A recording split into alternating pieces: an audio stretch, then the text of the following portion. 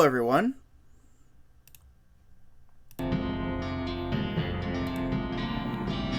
This is Lloyd, and welcome to West of Loathing.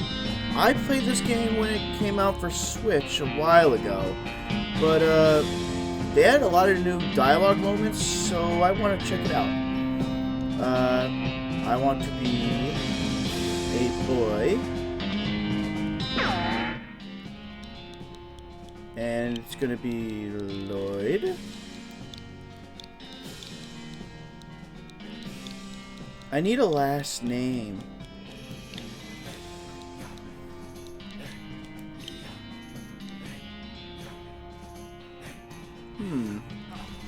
Last name.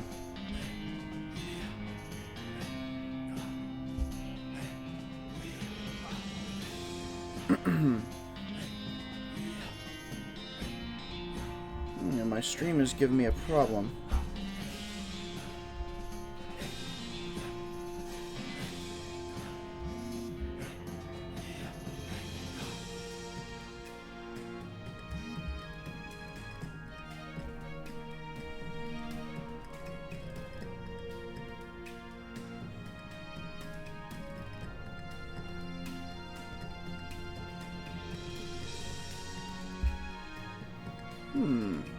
Lloyd what? Need something cool. Something that you'd see in the West.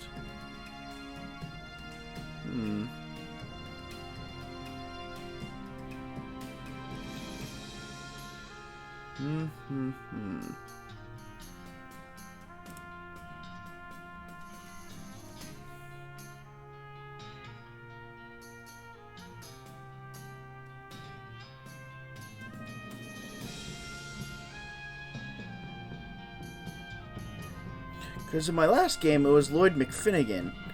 I want to do something else that's not McFinnigan.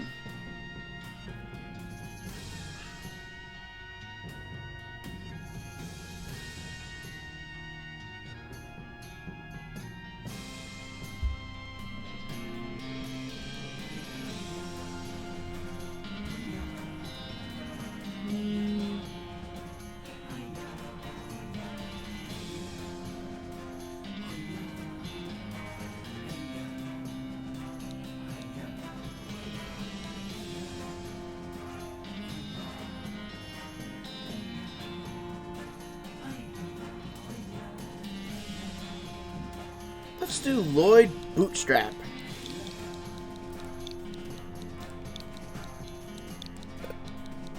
Oh, it's too much.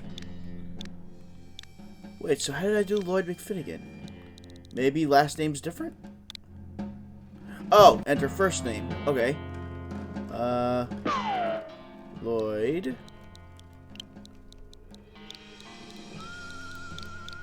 Bootstrap.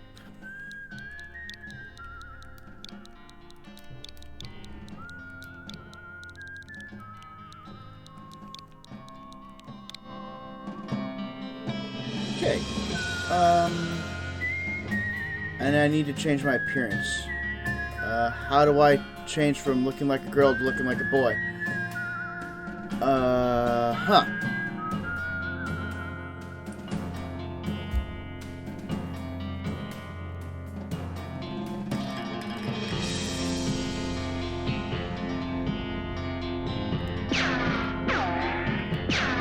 No.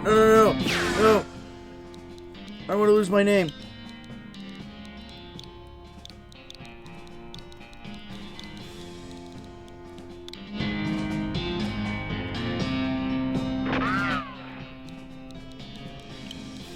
I just want to be a boy.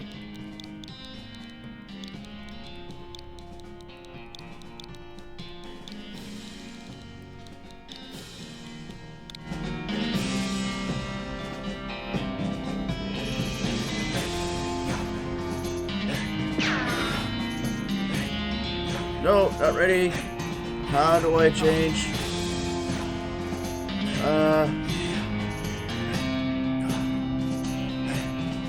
This? Maybe? No.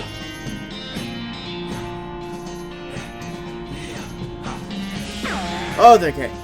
Now I can do my name.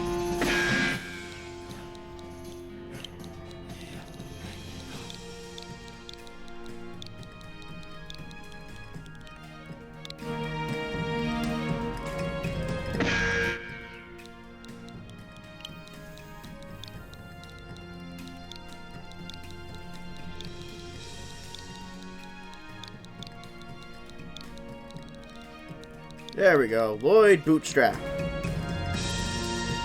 Now we're ready to go.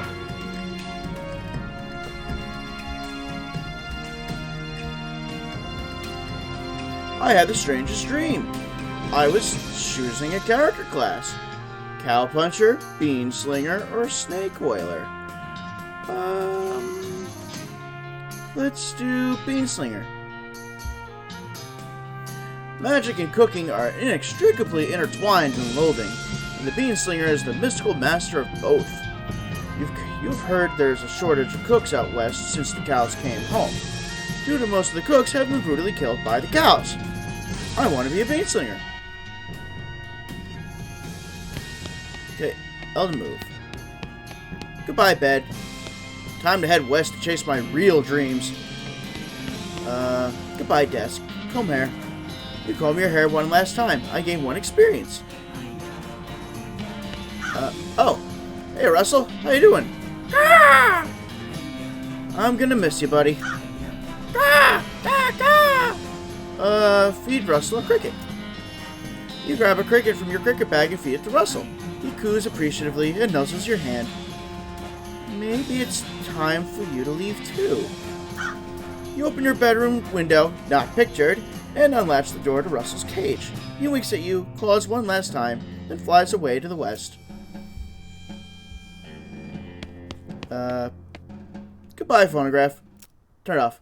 You pull the needle away from the cylinder and stow the handle away. You read the spine of one of your books, The Miracle at the Forbidden Lighthouse. I've read that one 10 times.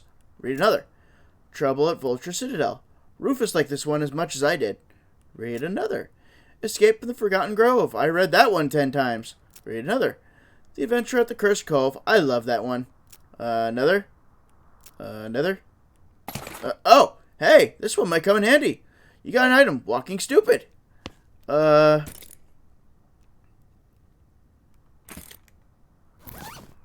Walking Stupid. This book tells the tale of a renegade sheriff who was really, really bad at walking. Unlock Stupid Walking as an option. You read the book from cover to cover and learn how to walk really stupidly.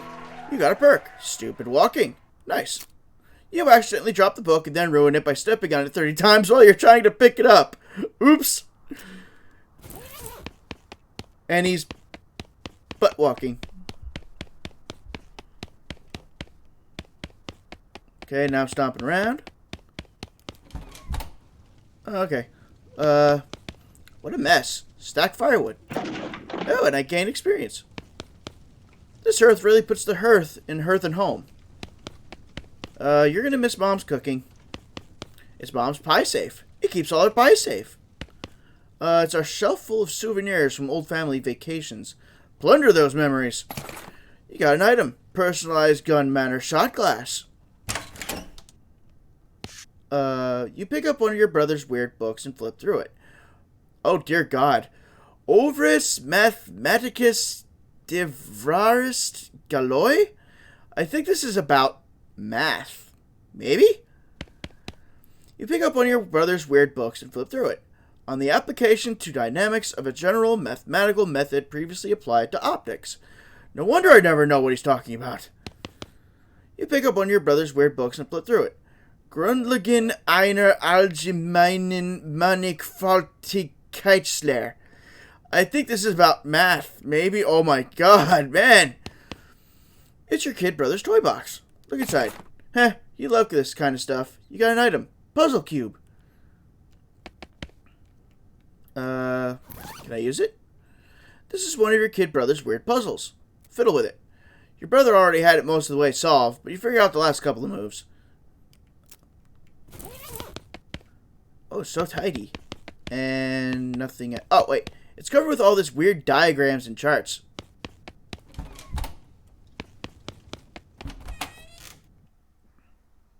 your family's farm. Your mom smiles warmly as you approach. I'm leaving now, Mom. We're gonna miss you, kiddo. Oh, and before you leave, I got you a present. A present? Yep, it's that book you wanted for Crimbo. I know it's early, but... The one about picking locks? Oh boy. The one about desert survival? Oh boy. The one about bartering? Oh boy. Bartering? The one about bartering? Oh boy. That's the one. Enjoy it. You got an item. Mind your meat. Please be careful out there. Write us a letter when you can. She hugs you. I will, Mom. Goodbye. Nope. I gotta remember not to mess up the two. Mind your meat. This book is a guide to making the most of your meat by getting the best possible deal on every single thing you buy. Gives you the dickerin skill. You read the book from cover to cover and learn, among other things, that its cover price is way too high. You got a skill. Dickerin. Nice. After you've done reading it, you use your newfound skills to pawn it off on a wide-eyed rube for 60 meat. And I got 60 meat. Done and done. Your father morosely jabs at the haystack. That hat doesn't fit you, Dad. I'll grow into it. It's time for me to leave. His lip quivers a little. Listen, I want you to have this.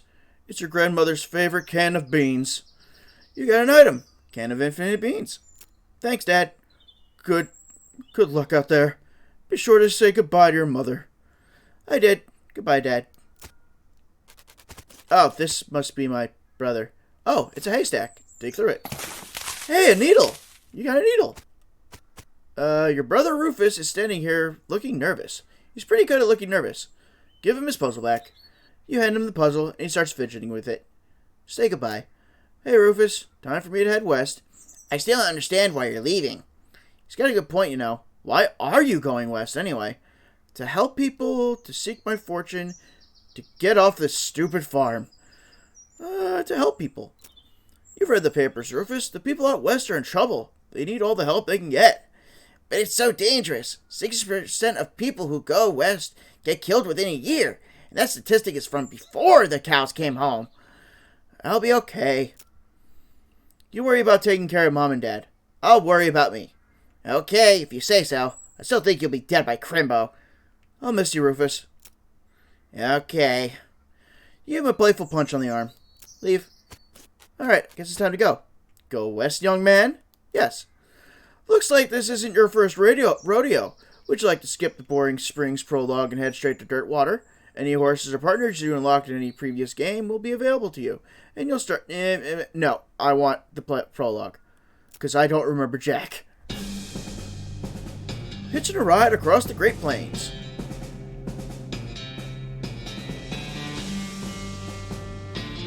Oh, I'm sitting on a cart of beets? They look like beets. Or like turnips or radishes.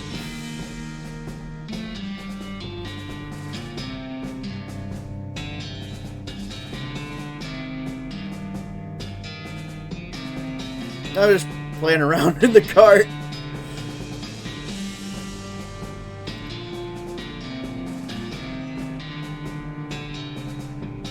I look so bored. Like, not just bored, I look disinterested. 200 miles later.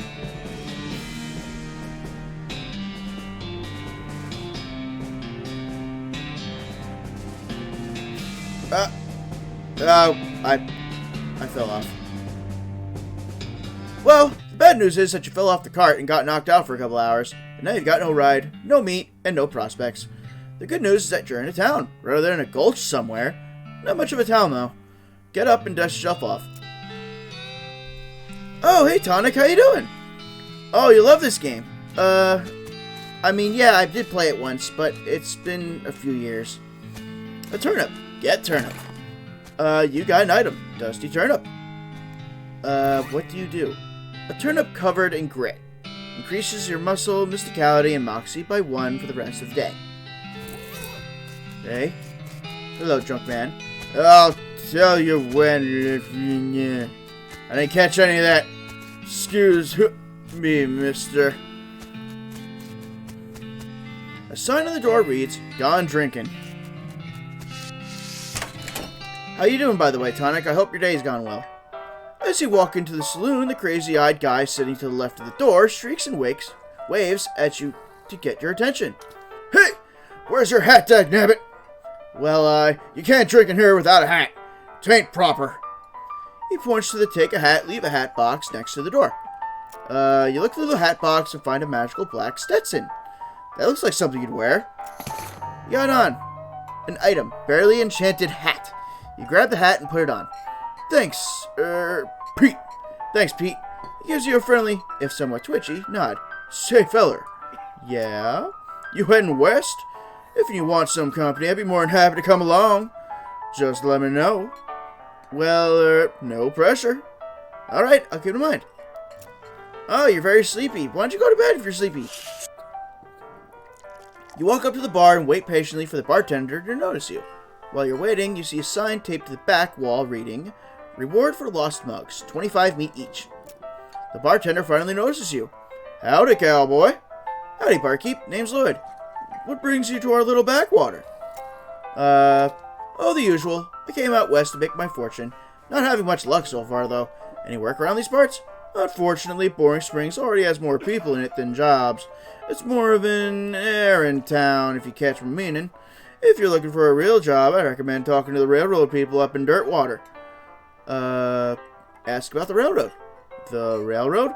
"The Manifest Destiny Railroad Company. From back east. They're trying to run a line to Frisco and having a heck of a time doing so." "And they're hiring?" "Oh, I reckon they're always hiring for one thing or another. Big company, that." Ask about Dirtwater. "Dirtwater?" "Dirtwater is interesting. It's far enough west that it's still more or less exempt from the rule of law, but not so far west that it's been burned to the ground by the damned cows. Lots of opportunity there." She pauses for a few seconds, lost in thought. "Oh, this is a woman?" "Yep, if I were a younger woman, I'd probably head that way myself." Ask about errands. "You mentioned errands?" "Yeah, this forsaken burg is always falling apart in one way or another. The hostler's always needing help since he hurt his leg, and that no-account sheriff could hardly stand to have somebody doing his job for him." "Anything else?" "Well, I've got a goblin loose in the basement. Some cowpoking from the Gulch didn't wipe off his boots and got spores everywhere. I could probably handle a goblin." "Much obliged. I'll unlock the basement door for you. Oh, and you'll need this. You got an item. Weak fungicide." "Howdy, I'm Lloyd." "Howdy, Lloyd. I'm Horace." "Nice to meet you. What do you do?" "I'm the town hostler." "I don't know what that is." "I'm the town horse-selling guy." "Gotcha. How's that working for you?" "Oh, those horses are just flying out the door." "So business is booming." "Nice." "No, I mean the horses keep running away. I haven't sold one in ages." "Oh. Is that why you're here drinking instead?" "Yep. And me being in here drinking instead of watching the horses is probably how they keep escaping. It's one of those vicious circle things." "Well, I'm in need of a horse. Do you have any left?" "One. Kind of a boring one. But it's got 4 legs and a back to sit on. Come see me at the stable. I'll be happy to show it to you." "Okay." This woman glares at you. You should probably just let her drink. No. I want to look at those hats. "Well, Tonic, I hope you have a better day when you, get well rested. You already have a hat. What would you do with 2? But maybe I want another hat." I should probably leave him alone. Oh, that's the goblin. I'll come back to you later.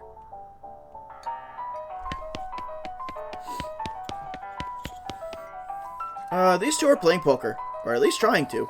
They keep looking back and forth from their hands to play the How to Play Poker card that came with their deck, biting their lips and concentrating real hard. "Can I play too?" They look at you nervously. "Look, I have some meat. Let's play." You put 20 meat on the table and sit down before you can say no. One of them shuffles the cards sloppily and deals a new round. You get a pair of 10s, plus a 2, a 3, and a king. Bet aggressively. Yeehaw! I'll bet 15 meat. They look at each other nervously, but they call your bet. Okay, read 'em weep. You show your pair of 10s plus 2, 3 king. The guy on the left has a full house, 2 jacks and 3 aces. And the guy on your right somehow got a straight flush, 2 through 6 in hearts. Outfox them? You explain that jacks are worth 9 points each, giving the guy on the left a total of 21 points to the gal on the right's 20, and you're 25 plus a king. And the king represents King Ralph the 9, whom the western colonies revolted against because of unfair taxes, so they owe an extra tax of 10 meat each. They nod in understanding and push more meat across the table at you. You collect your winnings and stand up. They thank you for helping them learn the game. Yeah, some game. You gain 50 meat. Walk away.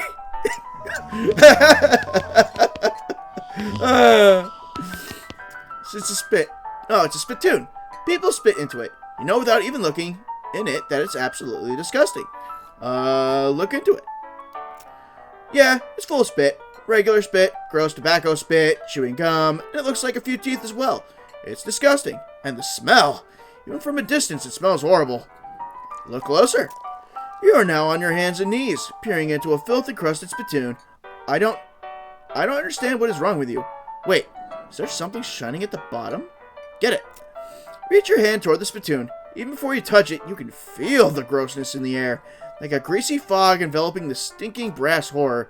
It smells like the vomit trough at a mesquite barbecue eating contest?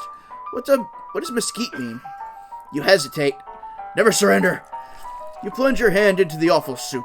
It makes a sound like glop. Your skin is burning.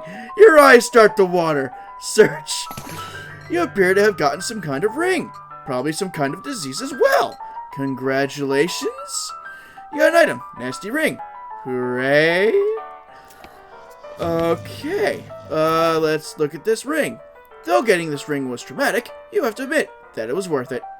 +1 muscle, +1 mysticality, and +1 moxie. Ew. Ew. This is gross. Sheriff. Ooh, there's a mug. Dirty mug. And it's a recovered mug. Howdy, stranger. Welcome to Bourne Springs. I'm the sheriff in these parts. The what? He sighs. The sheriff, okay. Blessed sign painters. Say, you wouldn't happen to be looking for work, would ya? As a matter of fact, I am. Great, because I happen to have some. There's a gang of hoodlums round here, what they call themselves the Fricker Gang. Last time I arrested one of them, they busted him out and took my cell door with them. It ain't much good without the door. And I need somebody tough, smart, and/or slick to go fetch it back for me. Why don't you do it? You're the sheriff, after all. Yeah, I gotta stay here and practice my chair tipping. Okay, I'll give it a shot. Funny you should say that, because I'm sending the deputy along with you to keep you out of trouble. He takes a pistol out of his desk and hands it to you. Get an item. Deputy pistol. Deputy? You deputized a gun? You're new in town. Maybe you ain't noticed, but there ain't much to do here except drink. Here, let me write down what the Fricker Gang's hideout is for you. He makes a little note on your map. You discovered a new map location. The Fricker Gang's hideout. Got it. I'll be back with the door. Oh. Step right up, step right up. Braid's the name and trade's the game. You seriously doubt that his name is Braid? Howdy, Braid. What are you trading? Well, sir, today I'm trading locks for soap and a stick of dynamite for a needle. And to the cunning Skinner who brings me 3 rattlesnake hives, well, to that adventurous soul, I will trade a fine silver pocket watch. How about some free dynamite? Sir, I must admit that you drive a hard bargain, but I find your terms acceptable. Okay, I got dynamite. Alice. Okay, get lost. And hello.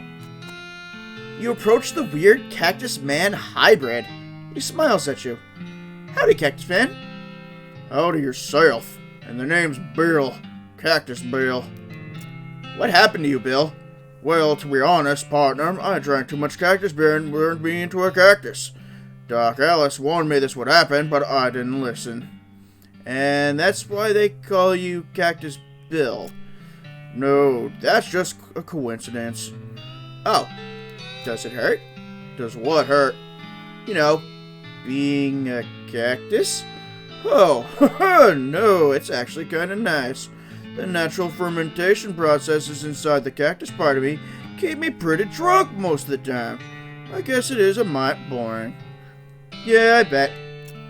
It wouldn't be so bad if I had something to read. You don't happen to have a newspaper or anything, do you? No, not on me. Sorry.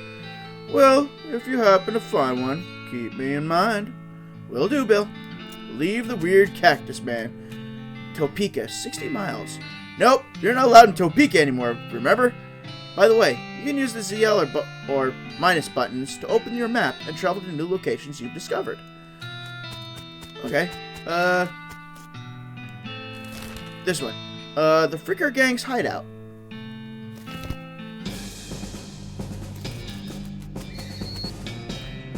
Thud Fricker, the Fricker Gang's intrepid lookout, appears to be taking a little nap.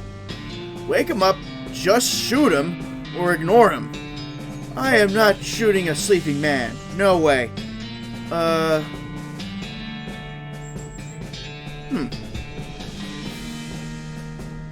Ignore him?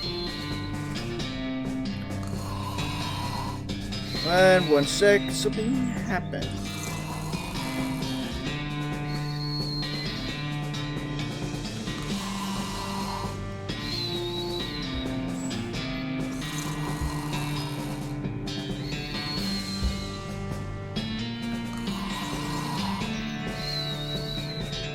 Huh, that's very weird. My, Twitch just decided to stop on me. It's a beer barrel cactus. I can't harvest it. What's this? It's a pile of random stuff the Fricker Gang stole. Finders keepers! You gain 25 meat. You got an item. A carved mug. You got an item. A pair of silver cufflinks. Cufflinks. If you wore fancier shirts, you might have some use for these.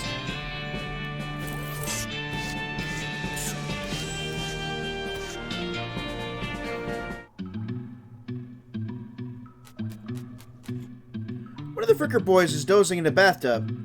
Psst. Can you pass the soap? He mumbles and hands you a bar of soap before sinking deeper into both sleep and the tub. You got a bar of soap. You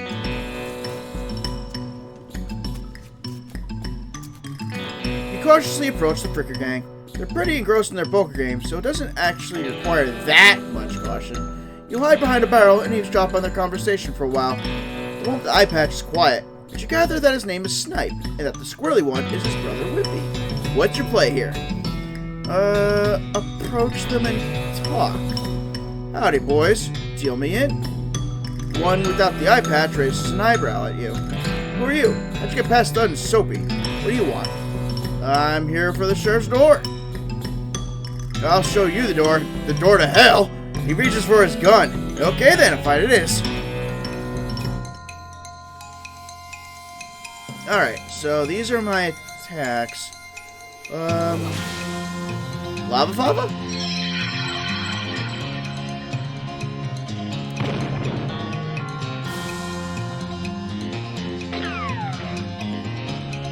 And I don't have any more AP, I guess.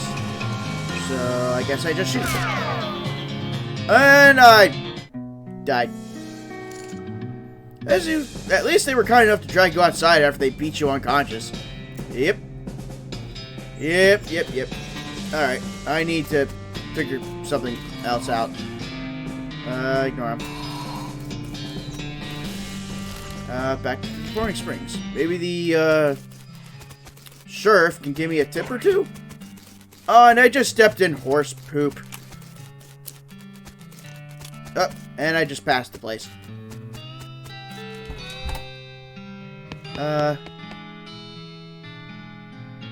Nope, not yet. Okay. Oh, help wanted poster. Apply in person at the Yuma Marshal's office. Wanted for bird theft. Naked Mike Bernstein. Reward, 200 meat. And wanted, Bimmy Fricker for face thieving. Reward, 420 meat.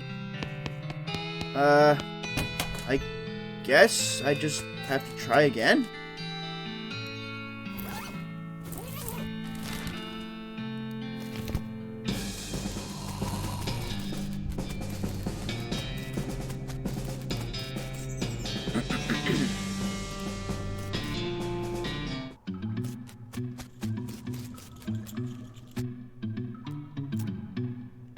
Oh, this is new. It's Bimmy. It's me, Bimmy, your brother. He squints at you. Bimmy, you ain't Bimmy. I am too. Back me up here, Snipe. Sure I am. Ask me anything. I am so Bimmy, I stole some Rube's face. I stole some Rube's face. Ha! You always did have a knack for face rustling. What's new, Bimmy? We gotta get out of here. Fast. The Pinkertons are onto us. They'll be here any minute. Dag nabbit. Come on, Snipe. Let's hightail it. I'll catch up. And Wimpy nods. He and Snipe hurriedly back up their belongings and flee the cave. You congratulate yourself on your attentiveness, memory, and strong interpersonal skills. Let's grab the door and skedaddle. Anything else in here? Oh, mug. Pile of Fricker's ill-gotten gains. More money. Sheriff's door.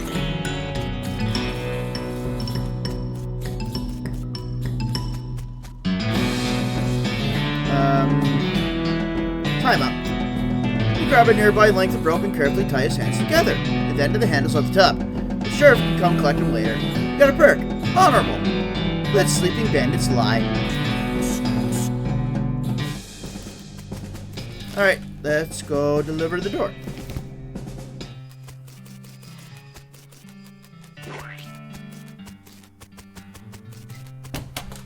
Here's your dumb door. I see the Fricker gang hasn't put a stop to your breathing. Did you rescue my cell door? You hand the sheriff his door and he hangs it back on his hinges. Nice work, stranger. This here prison cell just got about 4 times more secure. Are there any Fricker boys left for me to round up? Yeah, 1 or 2. They're asleep on a job. I'll go round them up shortly then. Looks like I owe you a reward. And he gives me 400 meat. Got another little task for you, if you got the time. Should be a lot simpler than the last one. What you need? Well, the Frickers busted the lock when they took the door. Gonna need a new lock. I'll keep an eye out. New lock. Do you have a lock? Oh, I'll trade the soap for a lock. Braid, though you really don't think his name is actually Braid, takes your soap and hands you a lock.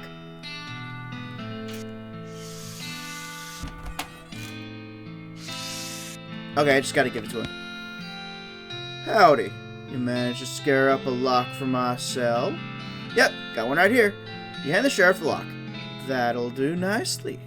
The sheriff puts the lock on the cell door, then accidentally drops the key and it clatters into the cell. Hellfire. Don't suppose you know how to pick a lock, stranger. You got a needle handy? I'll see what I can do. Now I need a needle.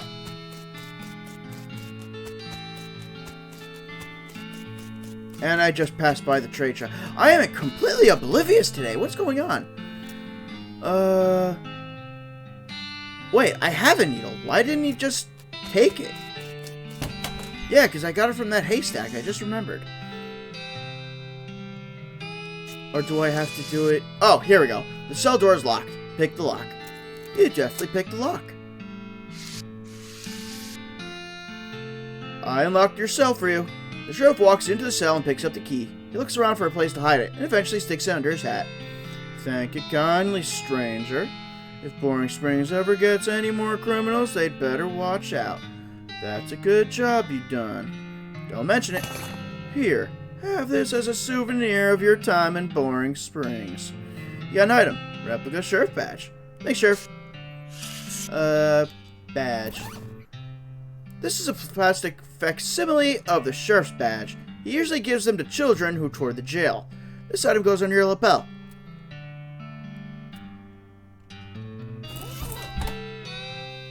Okay, now I need to see, oh, actually I gotta give those mugs. There you go. I found these mugs. Much obliged. Who's the lady drinking whiskey out of a beer mug? That's Susie. She's a rancher from nearby. And yes, her voice changed because I realized she's a woman. A real tough broad. I ain't recommend you pester her. Why's that? Lost her whole family to a cow attack recently. Got some pent-up frustrations about it. Ouch. The woman glares at you. Howdy, Susie. Okay, enjoy your dinner, Tonic. Howdy, Susie. Howdy, cowboy who's gonna be searching the spittoon for his teeth if he don't leave me in peace. Okay, bye-bye then. Sorry I bothered you. Horses, 1,000 meat. Oof. What was his voice? Afternoon, sir. What can I do for you? How's business? Oh, you know, every day I'm hustling. To tell you the truth, though, it's pretty terrible. All of my horses keep running away. Well, except for this completely ordinary one. That's rough. Maybe I can help. Oh, God, yes. Thank you. Please. I'd go fetch them myself, except for this injury. I'll give you 300 meat each for finding them. How many are there? 3. Here, let me see your map. They pretty much always run away to the same places. Orhole Mine, Boring Springs Boneyard, and Thousand Snakes Gulch. Why these places? I think they like environments that are thematically appropriate. Here, when you find one, feed it some of these oats. That should send it back here. Bag of homing oats. How does that work? They're special pigeon-infused oats. Okay, will do. See you later. We got another needle. And another needle. Can I talk to you again? Or you're still gonna be a bitch? Nope, you're still gonna be a bitch. Okay, so horses. Boring Springs Boneyard. Our founder is Zephaniah Boring, 1806 to 1885. He was actually a really interesting guy. And I got a mug. Benjamin Crockett, 1320 to 1364. He showed up way too early. Beauregard Skeleton. No, Beauregard Skeleton. Captain 3rd Cavalry, 1820 to 1866. His grave is really noisy. And skeleton? A skeleton! Not getting past without a scuffle. A scuffle it is. Let's hope I don't get one shot like I did the first fight. Nope. There we go. The skeleton collapses into a pile of loose bones. And I got a skill up. Gumption level 2. That guy just went stay put. Oh. That must be one of his horses. Your pulse quickens as you get near the spooky translucent horse. Approach her. You approach the weird semi-transparent horse cautiously so as not to startle her, though you quickly come to realization that this is a horse that startles easily. Hello there. Hi, I'm a friend, okay? Nay. That's a little strange. How you did that without opening your mouth? Pat her on the nose. You pat the horse's nose, which is very cold. If you were to go on a ride her, you will want an extra saddle blanket to keep your butt from freezing. Pat her on the nose again. Yep, still cold. Pat again. Still cold. Still cold. Still cold. Still cold. Still cold. You get the idea? Feed her the oats. There you go, girl. Have some oats. You hold out a handful of oats for the horse, but she just sort of stares right through you. Brr. Please don't look at me like that. No, that's not a real horse one. How do they sound? There we go. Try the oats again. You hold the oats out again, but the horse continues to ignore them. What's the matter? Are they not spooky enough? I'm not sure how to make oats spooky. I guess I could put some bone meal on them, but I don't have anything handy to grind up bones with. Grave dirt? Winnie! Is that a yes? Weird. Okay. Add some grave dirt to the oats. You sprinkle the oats with just a little bit of grave dirt and hold them out again. The horse gazes expressionlessly at them, then eats them. Nay!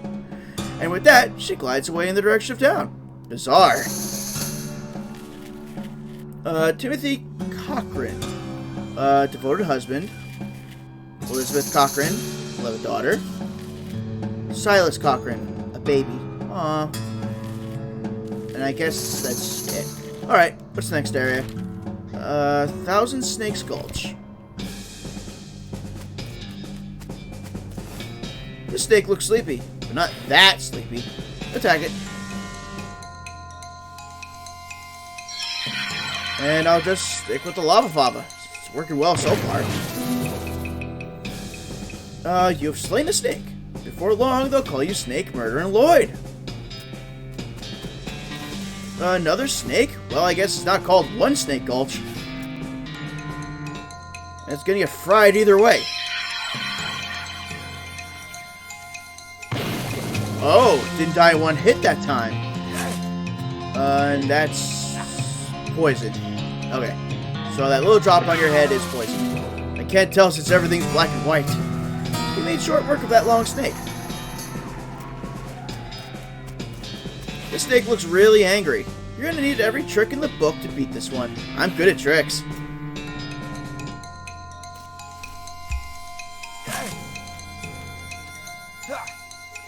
What else can I do? Bean Shield. Increase your armor by 4. This will not end your turn. But I only have one action point, I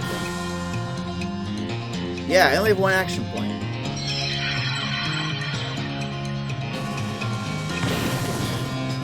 Wow, this snake is stronger than the other one.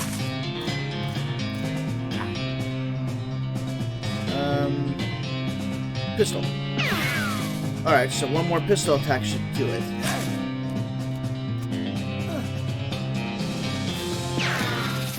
And the snake is down. Nice work. If the whole cowboy thing doesn't work out, you could always get a job as a snake exterminator. And why do you have googly eyes? This horse has gone snake crazy. Or maybe he was some other kind of crazy before? Approach him. Hey there, boy. Hey, fella. I'm a friend, okay? It's cool, alright? Be cool. Don't freak out on me. Look him in the eyes. You calmly look the horse in the eyes. One of them is fixed in a glassy 1,000-yard stare, and the other is revolving madly in its socket like he's trying to escape in every direction simultaneously. He looks to be calming down a little now, and that it's clear you aren't actually made of spiders, though. Pat his nose. You carefully and gently pat the horse's nose. He twitches a bit. Okay, a lot. But seems to recognize that you aren't going to eat his eyes, or suck out his soul, or whatever madness is bouncing around in that skull of his. That's a good boy. Feed him the oats.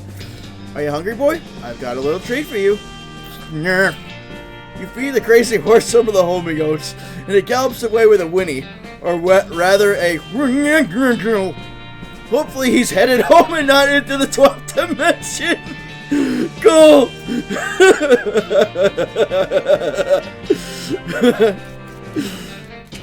Ah, I got pricked by a cactus.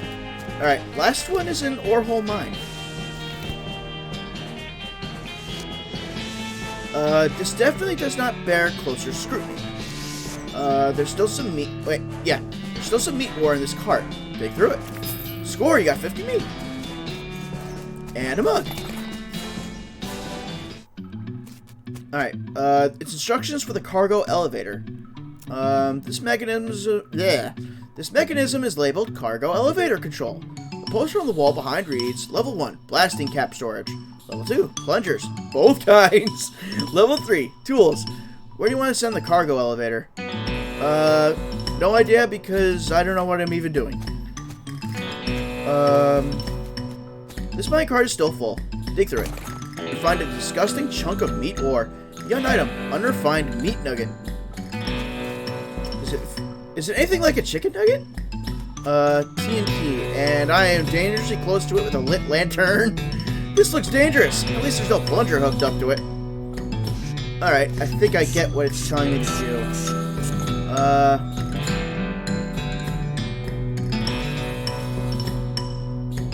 Tools?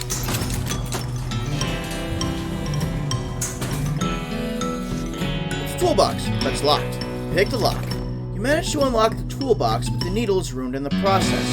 Most of the tools inside are rusted away to nothing. That's a pretty nice crowbar. You got an item, crowbar. And there's nothing else of interest. Blasting cap. Then I need a plunger. That should trigger the explosion? These crates are all I cannot talk to them. These crates are all labeled blasting caps. Period is part of the label. That's why it's inside the quotes like that.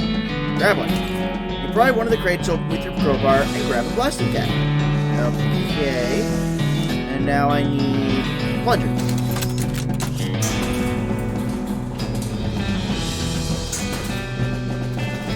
Plungers! The sign lied, though. There's only the one kind. Aw. Detonation plunger. So now I have to, okay, hook up the plunger to it. Fighting against your instincts for self-preservation, you've hooked up a plunger and strung it a fair distance away. This makes you nervous. Press the plunger. You press the plunger, nothing happens. You forgot to hook up the blasting cap. Alright, here's the blasting cap. Okay, you've succeeded in putting yourself in grave danger. Now press the plunger. Kaboom! Another card. 58. And a dark horse. And what's this? Looks like something's buried here. You see the dark horse? Barely. Approach her. Hey there, girl. It's okay. I'm a friend. Minnie. The horse shies away from you, though in this case it's more like cripplingly introverts away from you. Reassure. Oh, come on. Don't be like that. I brought some oats for you. They aren't poison or anything. In retrospect, I guess that wasn't a very comforting thing to say. Feed her the oats? You take a handful of oats out of the bag and hold them out to the horse. Here you go. Yum yum. She sidles away from you warily and makes a surprisingly good attempt at hiding in her own shadow. Come on, please. Pat her on the nose. As you reach out to pat her nose, the horse ducks and steps further back into the shadows. Oh, come on. Eat the oats yourself. Look, they're fine, okay? See? You take a handful from the bag and toss some in your mouth. Ugh. It's like the roughest, blandest breakfast cereal you've ever eaten. Still, it's better than dry cat food. Don't ask. You smile to show the horse that you're fine and realize that you've unconsciously turned around and walked out the door. Jeez, these are powerful. The horse looks at you warily as you re-enter with a cheerful wing. See? Perfectly fine. Feed her the oats. Here you go. Yum yum. It's the same thing.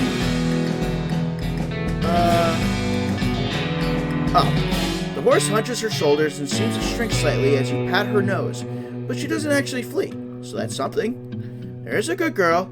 Winnie? Feed her the oats. The horse finally seems relaxed enough around you, so you offer her a handful of the oats. Warily, begrudgingly, she eats them. Then she gestures at something behind you. You turn around to look, but don't see anything. When you turn back, she's gone. Well, okay then. Alright, so back to town.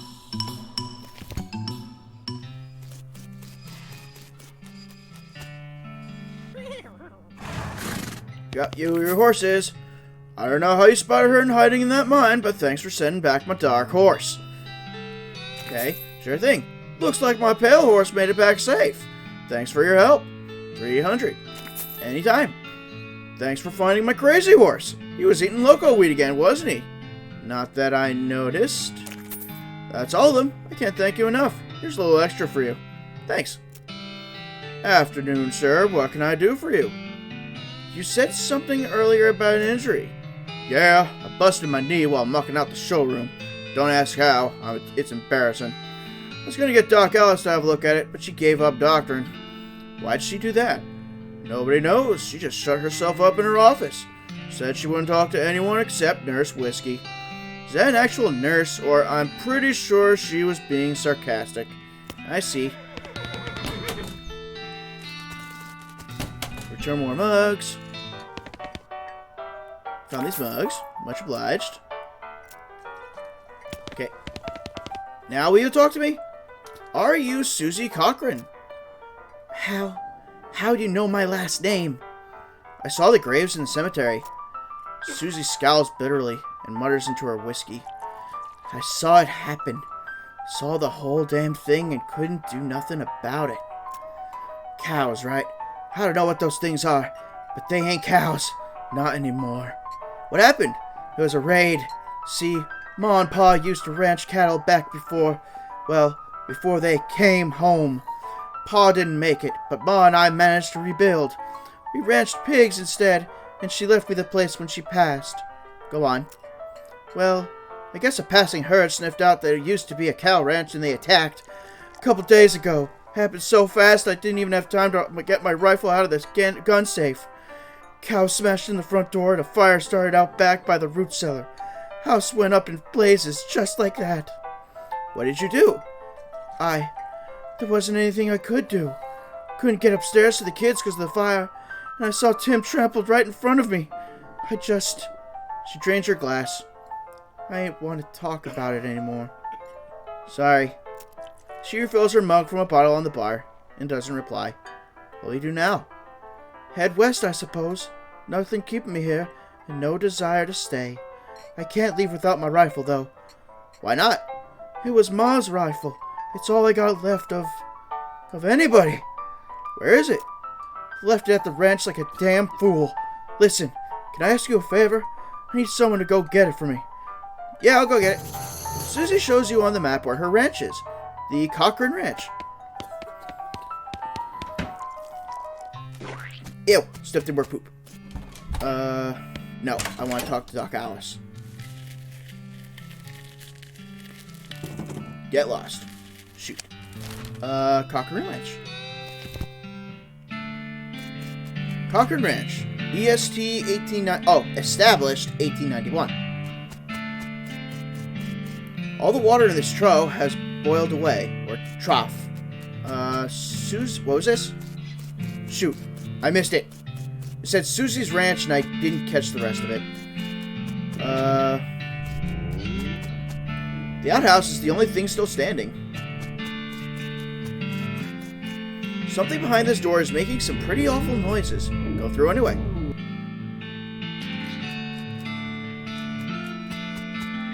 Looks like somebody was in the middle of fixing a knife. Grab it. You got an item. Varmint skin and knife. These pies were not safe. Oh, damn! That is evil looking. This thing looks angry. You're not gonna make it to the safe without dealing with it. Deal with it. This is a pyrobow. Melee attack.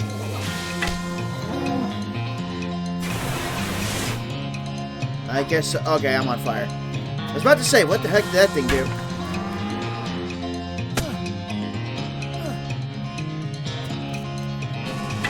And the number goes up, it doesn't go down. You defeated that nasty cow skull floating in a cloud of flame. It's the Cochran family's gun safe. Grab Susie's rifle. You got Susie's rifle.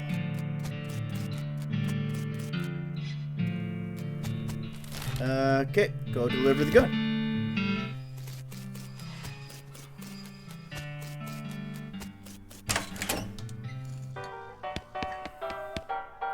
You find my rifle, you stranger? Yep, here it is. Susie's eyes well up with tears as you hand her the rifle, and she roughly scrubs her sleeve across her face before any of them spill over. Thanks, stranger. I didn't catch your name. I'm Lloyd. Thanks, Lloyd. Can't rightly say what this means to me. She looks at the rifle for a long moment, then looks back up to you. She sighs. Well, that's enough wallowing in my misery. Time for me to hit the road. If you want me to tag along when you head west, you just say the word. Sounds good, Susie.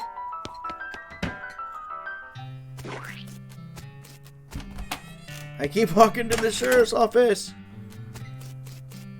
Oh yeah, she wants to talk to someone, only Nurse Whiskey.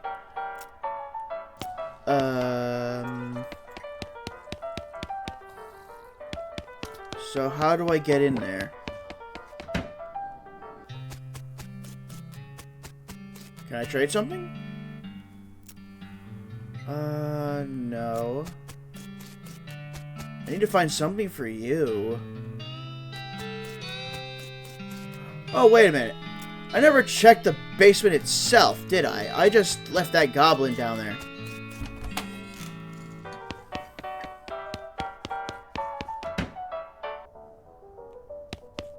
A pile of old newspapers. Take one. You got an item. Boring Springs Gazette, April 20th, 1895.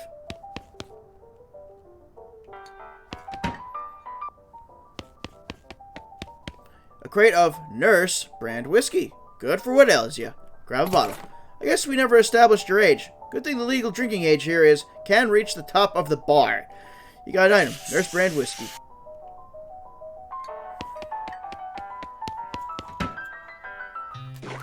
Just gonna butt crawl my way over. Okay, offer whiskey. Whiskey delivery for you, Doc. What brand? Nurse whiskey? Your favorite, I'm led to believe. Didn't know she makes house calls. Alright, hold on. You hear a rattle as she unlocks the door. Oh yeah, Alice, woman. Whoa, lot of TNT! Holy crap! Wow. Shouldn't this be further away from the fireplace? The stove is spotless. Either she's really compulsive about cleaning, or she never cooks. Oh. Hey, Doc, can I look at your books? Not until you give me that whiskey you promised me, and I gotta figure out a voice for you. This vanity doesn't look like it sees much use. Preen a little. You grab a pair of tweezers and pluck some of your more unsightly eyebrows. Doc Alice looks to be about in her 50s. Her hair is graying and her face is lined. Her eyes are still clear and sharp, if bloodshot. She holds out her hand.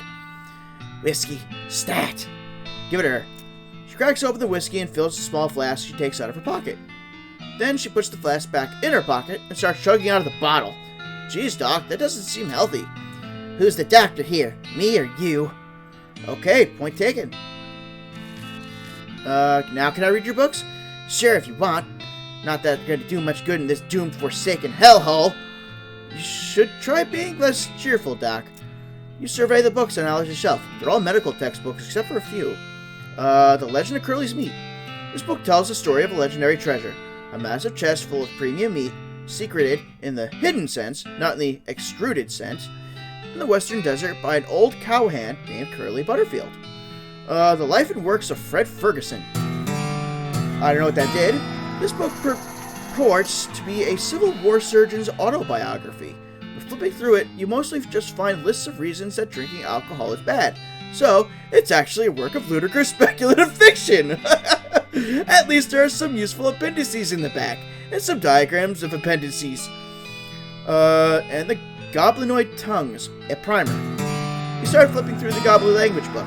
It's confusing at first, but you eventually get so engrossed that by the time you take a break from reading, several blurfs have passed, and you also know that blurf is the Goblin word for hour. You have learned to speak Goblin. Sort of. You get a perk. Goblin tongue. Make like a tree and leaf. Okay. Is everything alright? That depends on how fast I can get this whiskey into my bloodstream compared to how fast my liver filters it out. And I can't talk and drink at the same time, so... She glares at you meaningfully. So what's the matter, Doc? What's the matter? The whole world's gone to hell in a horse cart and you ask what's the matter? Bandits, cow demons, dead men walking. Why don't you go ahead and pick one and I'll drink to that? Dead men walking? You haven't seen it? Corpses and skeletons staggering around like puppets with half their strings cut, looking to take a bite out of the living? Oh yeah, there was a skeleton in the cemetery. It's nice to get some outside confirmation that I'm not losing my damn mind. But how is it even possible? It isn't possible! It goes against everything I know about medicine. Dead patients don't get back up. Patients? Oh, ouch. Doc Alice turns away, grimacing. Every doctor loses one now and again. You never get used to it. But, well, it happens. But what doesn't happen is them coming back afterward looking for revenge. That must be pretty rough. Rough? Buddy, I don't think you comprehend the situation. It's not just patients, it's neighbors, friends, husbands. Oh, indeed. She turns away from you and focuses her attention back on the bottle. Do you have any idea what's causing, or what's the deal with all the TNT? Yeah, what's all the deal with the TNT? It's so when I feel like I'm about to go, I can blow myself into bits, so they're small enough there won't be anything left to come back. That seems drastic. Drastic hell! No way am I taking the risk of becoming one of those things. Fair enough, I suppose. Do you have any idea what's causing the resurrections? Well, I heard a rumor. A rumor? What is it? It's when you get it's when you get incomplete information from an unverified source. Anyway, what I heard is that there's a fella out west that's causing it. A necromancer, they call him. Supposedly he's sending magic back out into the world somehow. Magic like the beanslingers use? I never heard of any beanslinger raising the dead, have you? Her scowl deepens. That'd be one hell of a can of beans. About the necromancer. Assuming he exists, what about him? Well, maybe someone ought to try and stop him. Doc Alex gives you a sharp look. You? Because I know you ain't talking about me. Why not you? A gray-haired old woman that knows as much about fighting as a squirrel knows surgery? Did you hit your head on a bar stool, kid? You aren't that old. And if I were going to pick someone to go up against a necromancer, it'd be someone who also knows about death, but in a scientific way. A doctor, right? Doc Alice stares hard at you and takes a swig from her bottle, saying nothing. And it sounds to me like you've got plenty of motivation to get the job done, for your friends and everyone. She continues to look at you. You can see the gears turning in her head. It beats doing nothing anyway. Beats locking yourself in a house full of TNT and drinking yourself to death. You aren't even doing any doctoring anymore. She winces and looks away. Then she shakes her head slowly. You seriously expect me to ride out west by myself? Chasing a rumor? Doesn't have to be yourself. I'm heading west too. Tag along with me and maybe we can find the guy and put a stop to him. It's crazy. Impossible. Impossible like raising the dead is impossible? Alice crosses her arms and regards you thoughtfully. A spark slowly brightens in her eyes. Alright, kid. What the hell? Let's give it a shot. Cool. Alright. And now that I can talk goblin, I should be able to communicate with that goblin downstairs.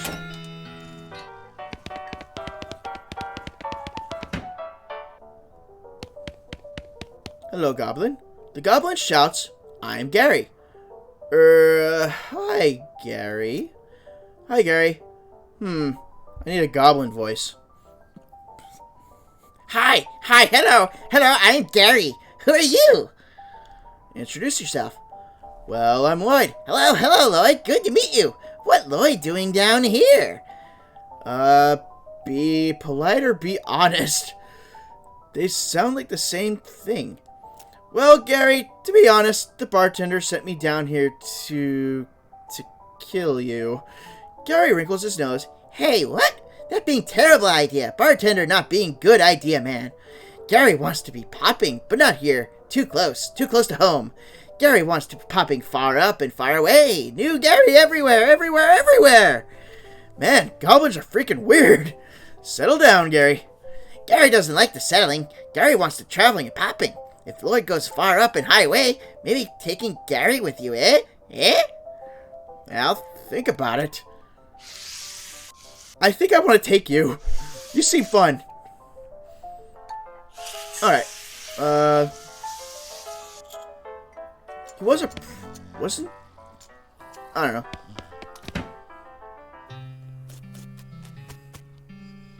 Okay, I want my horse. Can you sell me a horse? Sure thing. I should warn you though, horses get mighty attached to their riders. Once you've bought one, you won't be able to change your mind later. Which one are you interested in? Give me the one with the crazy eyes. Okay, I gotta warn you, the horse has seen some stuff. But I'll sell him for 1,000 meat. Is something wrong with him? No, not as such. He's perfectly functional. But, well, he's always sneaking off to Thousand Snakes Gulch, chewing the local weed that grows there. And that makes him see crazy things. I think it's more like he does it to forget about the crazy things he sees all the time anyway. Color me intrigued. I'll take him. Thanks. Here's the keys. Rod's safe. You lose 1,000 meat. Give him a name. His name could have been Yoshi. Aww. That would have been nice, but no, I'm going to name something else. You know, in good Pokemon name, let's call him Mudsdale. Because I used one, like, in my entire Pokemon Moon playthrough when it first came out. Mudsdale. Are you sure you want to name your horse Mudsdale? Yes. Alright then, Mudsdale the horse. It's got a nice ring to it. It should. I named it. Okay. Oh, and I almost forgot. Free with every horse purchase is a complimentary map. Southeast-west map. Thanks. Alright, let's go. Once you leave Boring Springs, you won't be able to come back. Any unfinished business you've got will forever remain unfinished. Are you sure you want to leave? Yes. Alrighty then. You're properly horsed and ready to start your new life in the West. All you need now is a partner. Somebody to share the trail with. Somebody you can rely on for emotional and combat support. Who will you take with you? Oh, wait. No. There's something else I forgot. I found those newspapers. I need to give a newspaper to Man Cactus. You. Did you bring me something to read? Give him the newspaper. Much obliged, partner. Now let's see here. What can I do in return the favor? Oh, I know, my shovel. I left it behind the outhouse at Warhol Mine. It's yours if you go and get it. I'm sure you'll find a use for it. Okay, thank you. Behind the outhouse at Warhol Mine. Got it. Thanks, Bill. Don't mention it. Now if you could just kinda stick that newspaper to my face before you leave. Stick the newspaper to him. Oh, that's nice. It actually looks like he's reading. Alright, so, Warhol Mine.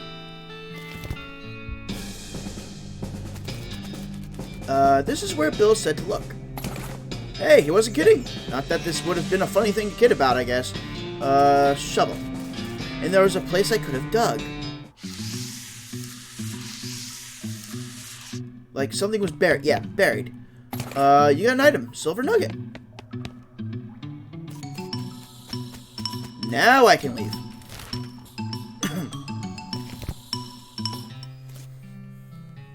Okay. I am going to take Gary. You head back to the saloon's basement and smuggle Gary out under your coat. Hit the trail. Up until this point, I've been automatically spending your experience points for you. I'm happy to keep doing it, and I promise to give you a nice, well-rounded experience. Shall I keep it up, or would you prefer to decide for yourself where your XP gets spent? You're doing a good job. Keep spending it for me. Alrighty then, let's go. I discovered the town of Dirtwater and discovered the Manifest Destiny Railroad Company. Head for Dirtwater. Oh, and Gary's already tweaking out for something. Howdy, Gary. Wanting more goblins meeting? Gary's hearing about goblins in Old Fort nearby. Discovered new map location. Fort Cowardice. Okay. What should we do next? What do you think we should do next? West is going fast, okay? A big iron snake. It's riding. So fast, taking us. A big iron? You mean the train? Yes. Asking the training mans. Okie dokie. Oh, another spittoon. This is a spittoon, which is a sort of brass bucket that people spit into instead of spitting on the floor, because not spitting at all is not an option in this society, I guess. I say this despite knowing that you're pretty intimately familiar with spittoons already. Sicko. Inspect it. Look, the Jewel Saloon is pretty nice as saloons go. Actual glass in the windows, more than 2 kinds of drinks, a poker room instead of a cockroach fighting pit. But this spittoon is still a spittoon. The rancid tobacco spit inside, it isn't fancy rancid tobacco spit. I'm still inspecting it. here we go again. Alright, fine. You are now hunkered down next to a brass filth bucket, which has probably never been cleaned or emptied because you're near the desert, and the ambient humidity around here is pretty low. Low enough that the spit evaporates nearly as quickly as it accumulates. So that's good, right? No, that's bad, because it's only the water part of spit that evaporates. This brass bucket is half full of the rest of the spit, the toxins and filth that don't evaporate. Several years worth, distilled and concentrated until it's the consistency of molasses. People aren't allowed to flick cigarette butts into the spittoon anymore because they bounce out. Search it. You're about to put your hand into a bucket of something the color and viscosity of maple syrup. Except instead of maple, it's flavored with the inside of the mouths of people who chew cigars instead of smoking them and have never brushed their teeth. Yeah, Lord. It feels like putting your hand into a bucket of lukewarm tapioca pudding. Except instead of tapioca, it's basically poison. It smells like someone ran over a skunk, waited a week, and then set it on fire. It feels like your hand is dissolving. Keep searching. You found something. You found a tacky, filth-covered porcelain cow figurine. A useless, disgusting thing that will make a great heirloom for your children. Assuming you're still able to have any, and you hate them. Got a filthy porcelain cow. Hooray! Oh, yes. That is fantastic. Alright, how do I check this? You have to hold this little porcelain cow upside down because it's filled with tobacco spit, and you don't want it to spill out of the little hole in the bottom of it. This goes in your offhand. Melee attack damage and spell damage. I can use that. Oh, can I equip the shovel? No.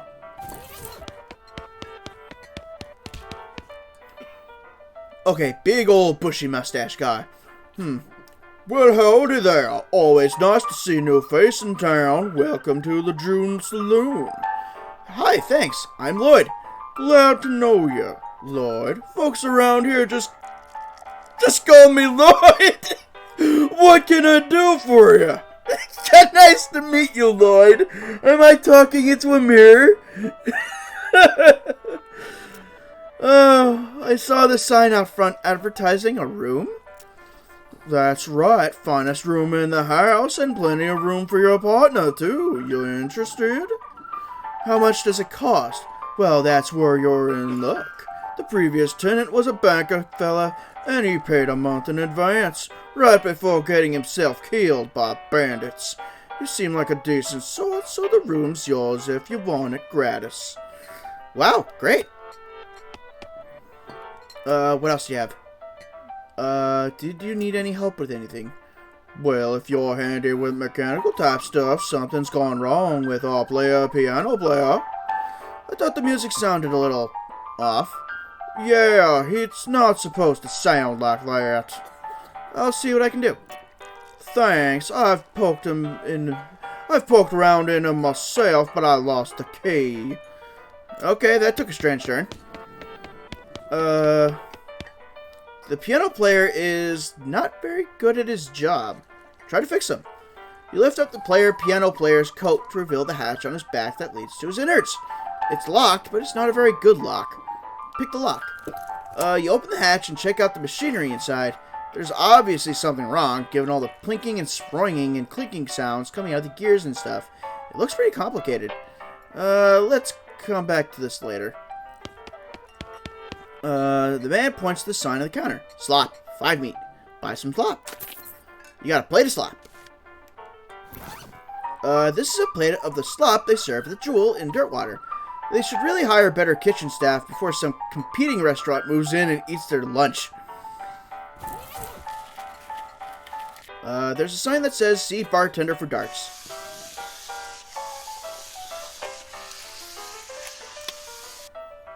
Can I get some darts?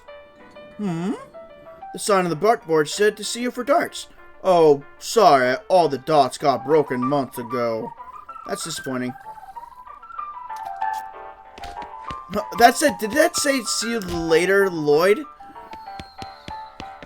These guys must have fallen asleep during a brawl. They're engrossed in conversation. Leave them be. I want to talk to the old guy. What's this? This poster says rules of poker, followed by hundreds of weird rules in tiny print. Read one of them. 2 kings are twice as valuable as 3 deuces of hearts. To lose against 3 jacks. What? Read another. 2s are wild, and 2s of clubs are double wild. Read another. Any player passing out drunk at the table must draw a new hand of cards. Okay, these rules are malarkey. A whole lot of malarkey.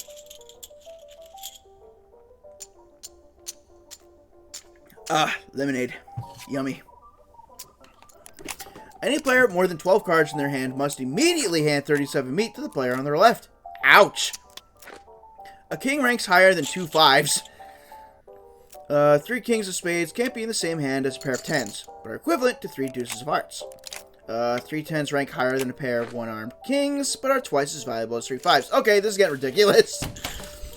It was ridiculous at the start, it was ridiculous at the end. The old man stares off into the distance, listening to the piano. Try to talk to him. He doesn't react to you at all. Can I go into the kitchen? Yes, I can. This lady is too busy washing dishes to pay attention to you. This shelf is full of canned and bottled ingredients and boxes of slop helper? Oh! Hamburger helper. These guys make a whole lot of hamburger helper. Hey, what are you doing here? Employees only, bud. Oh, sorry. I was just, looking around. So you're the nosy type, eh? Well, I prefer adventuresome. As it happens, there's something you can do for me. I'm out of saltpeter and need someone to go pick me up some more. Saltpeter? Isn't that used to make gunpowder? And other things? Look, who's the chef here? Me or you? Okay, where can I find it? Your best bet's in the military camp. Because it's used to make gunpowder? Shut up! The nearest one is in Fort Cowardice. They keep it in little green jars. Okay, be right back. Atop this pot-belly stove is a pot full of slop. A pot stove top slop pot. This is where the chef preps ingredients for cooking. It's also where he parks his beer. Oh, you're sorry you're so late. This game is ridiculous. Love it. Hey, Kath, how are you? I hope the rest of your stream finished well. Stage. A cowbell. Hit it. Hit it again. Hit it again. Okay, I'm satisfied. This chair fell over. Set it back up. And I got experience for that!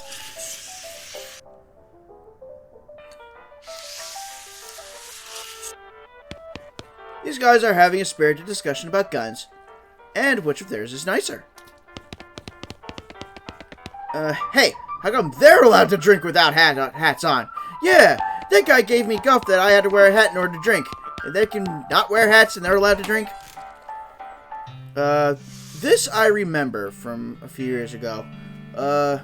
It was the download content, but I want to save that for later. Dirtwater Mercantile? Oh, it's the store. Advanced Bean Craft. I can use that. Bag of Shroom Grow. That can be for Gary. Oh, I don't have enough money. Yeah, because I found something called Stupid Walking, so I'm walking stupid. Alright, so I gotta earn some money, but I need to use that book. Advanced Bean Craft. This is a cookbook. A cookbook!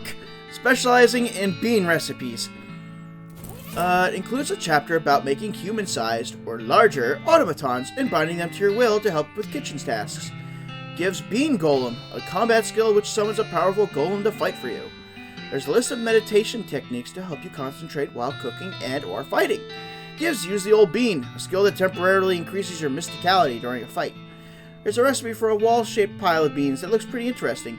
Gives Bean Wall, a spell that would create a wall of beans and provide cover from ranged attacks. I want the golem. That sounds fun. You practice making servants out of beans until you're pretty good at it. You got a skill. Bean Golem. Unfortunately, one of your earlier experiments gets a little rowdy and eats the book. Bad golem. Bad. Dirtwater Post Office.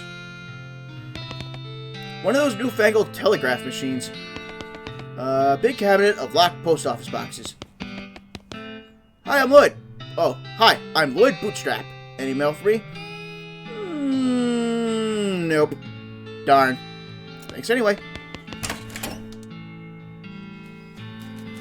Oh, hello. This little girl is selling flowers. Buy some. Yes. Thank you, mister. This little girl is selling... Oh, yeah. Got an item. Sweet smelling flowers. Maybe my head... Okay, just random guy. Gel. This clerk clears her throat.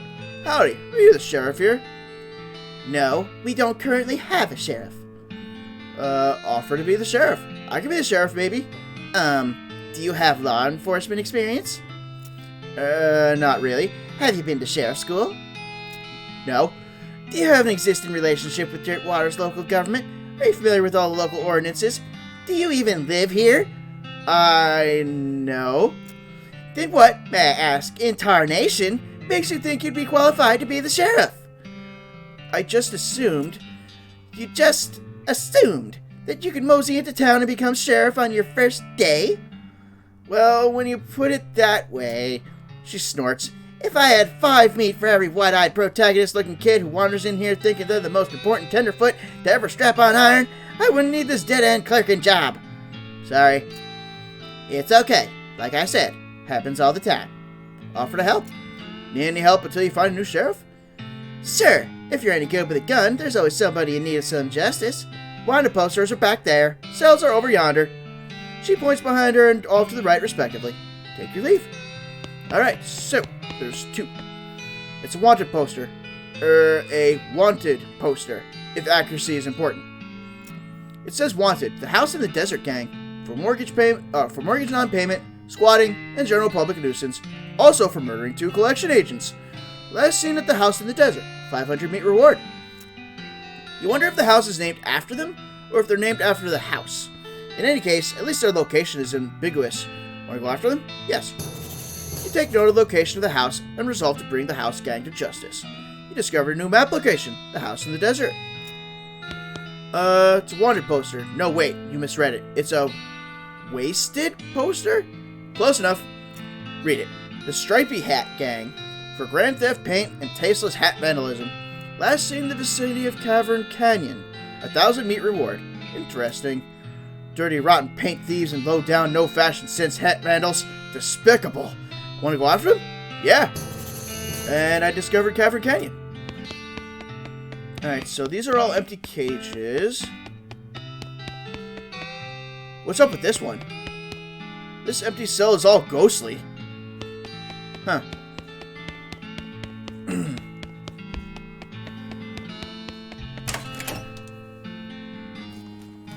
Anything else?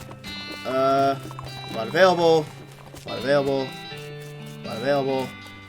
Lot available. Lot available. Not a lot available at this point.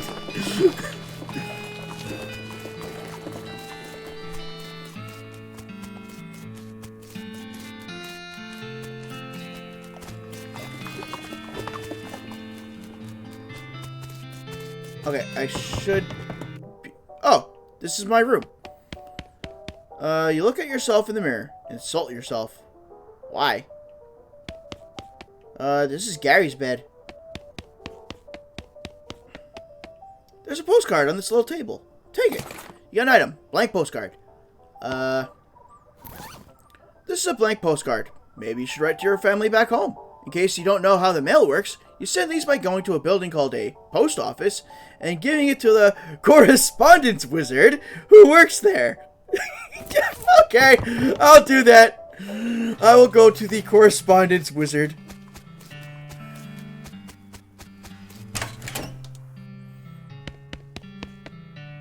I'd like to send a postcard. Alrighty, let's have it. You write a quick note to Rufus, letting him know that what you've been up to, and that you're okay. That'll be... Oh, it's one of them prepaid ones. That'll be 0 meat then. Thanks. Okay. Desert house.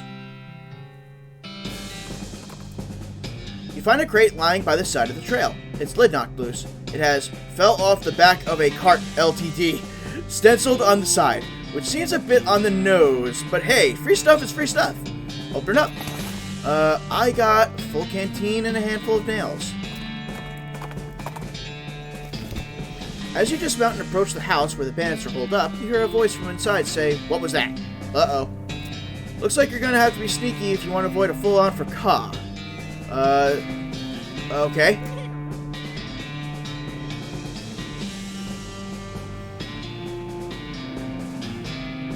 There's a dog there.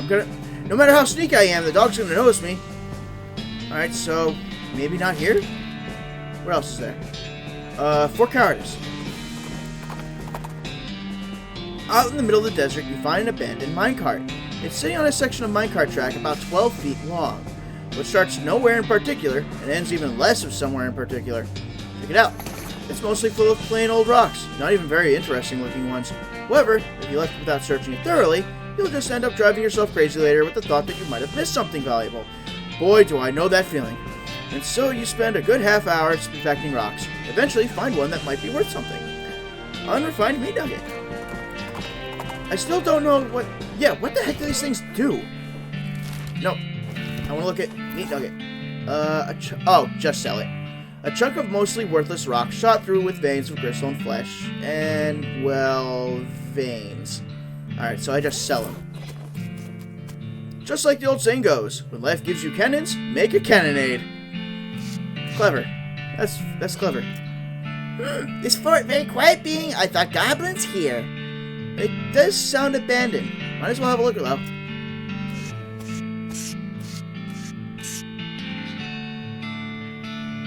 Got anything else to say? Hey! Goblins! Goblins here somewhere! Really? How can you tell? How you can't? Well, I'll let you know if I find any. You climb up the watchtower and take a look. Nice view from up here.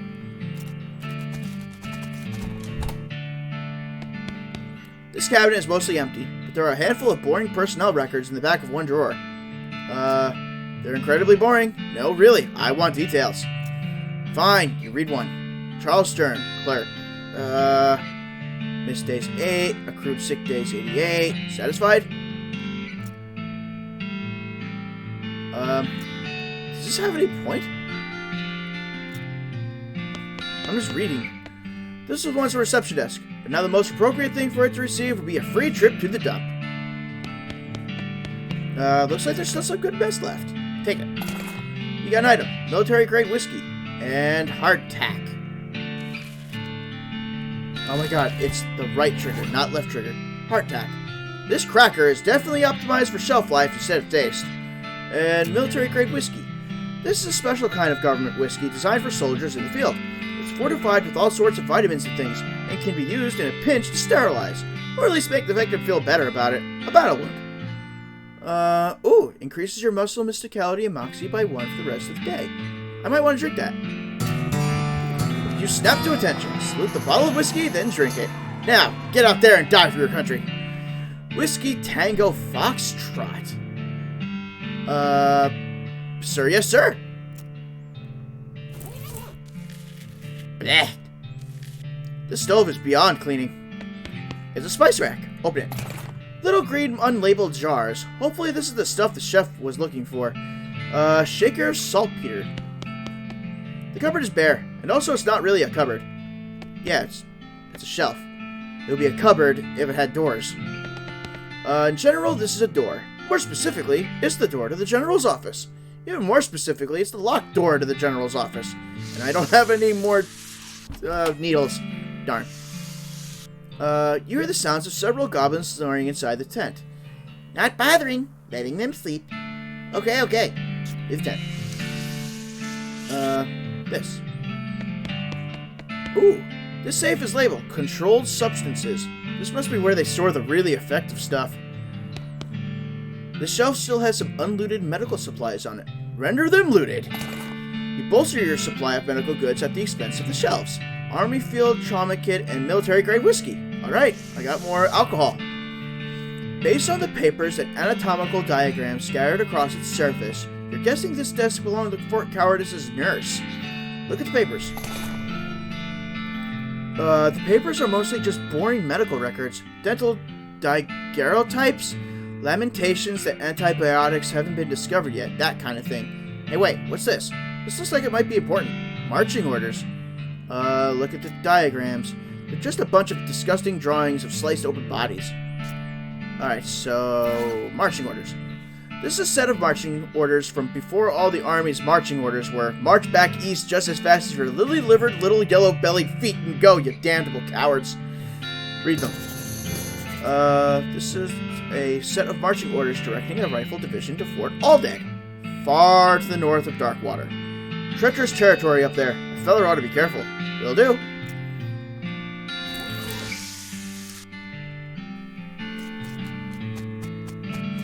This sign has the goblin word for toilet on it. Ew! That sign says toilet in goblin, which makes it pretty likely that goblins use this tent as a toilet. No way are you gonna go in there! It's an unusually sized cannonball. Take it. You got an item. Demi-culverin cannonball. This cannonball is made to fit a demi-culverin, a cannon with a bore diameter of 10 centimeters. No demi less, no demi more.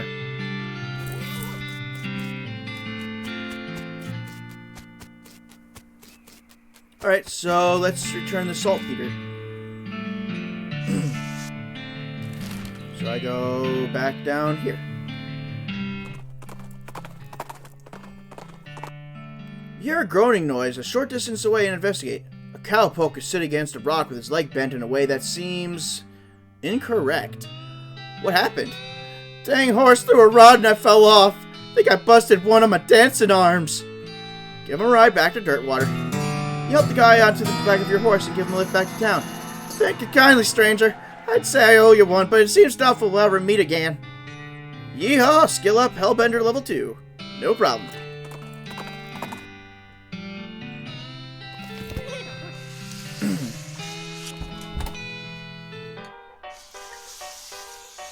Can I still do anything with you? Oh! I can fix them! I see what's wrong. You recalibrate some springs and rearrange some gears, and the machinery inside starts operating smoothly. The music improves immediately. Nothing to it. Howdy, Lloyd. Anything I can get for you? Hey, Lloyd. I fixed the piano player for you. I thought so. He sounds much better. Thanks a heap, Lloyd. I'd offer you a free room in exchange, but you've already got one. No worries, Lloyd. Who's that old man by the piano? Oh, that's old Ellsbury. Tragic fella he is. He was a writer and a poet. Come out west to sell his stories, but nobody would buy him. Too weird, his stories. Fantastical like. Stupid stuff. For kids? Well, it don't matter much now anyhow. He had to get normal work just to make ends meet. Did passing well as a prospector until one day he lost his mind and a mind. He what now? You know what I mean. He saw something. Something that made him stop telling his weird tales. Made him stop talking near completely, come to think of that. He just stands there by the piano nowadays. It seems to calm him down, and as long as he doesn't make any trouble, I don't mind him too much. Feel a little sorry for him, to be honest. Poor fella. See you later, Lloyd. Go to the kitchen. Have you got that saltpeter yet? Yep, got it right here. That's the stuff. Thanks. Okay, the next thing I need is a certain kind of hot pepper. It's called a murder pepper. Because it's really spicy? Because it's literally has a knife and kills people who ask dumb questions. They grow in an area outside of town. You should be able to find one if you just wander around a while. Okay? So, wandering around on the map.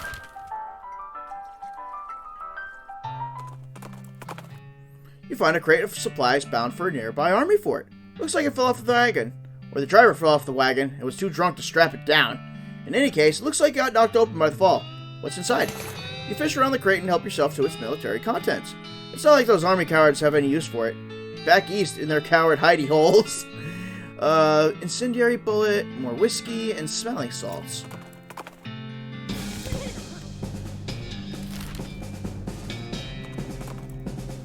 You catch a whiff of something that makes your eyes water. You trace it to its source, a vividly colored red shape hanging from a scraggly little plant. This must be the southeast western murder pepper that fella at the jewel was looking for. Grab it. Your finger and thumb immediately start throbbing as you pluck the pepper. You toss it into your rucksack before it can do any more damage. Southeast western murder pepper. Hot! Oh, Gary's got something to say. Howdy, Gary. Oh, Gary knowing to see. Oh, yeah? What is it? A gigantic poop. Ew. What? Taller than Gary. You discovered a new map location, the Big Apple. Okay.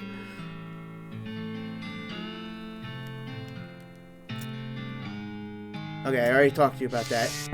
Also, ew. Chin? Here you go. Did you find me a murder pepper? Yeah, here it is. Ah, nice big one. That'll last a while. Good going. Okay, so if you're still looking for stuff to do, I need someone to go check my mail. I ordered a new saute knife, but I haven't got time to go fetch it myself. Here's the key to my post office. You got an item. Key to P.O. Box 441. Alright? Also, you don't saute food with a knife. Like, yeah. Sauteing is a completely different tool.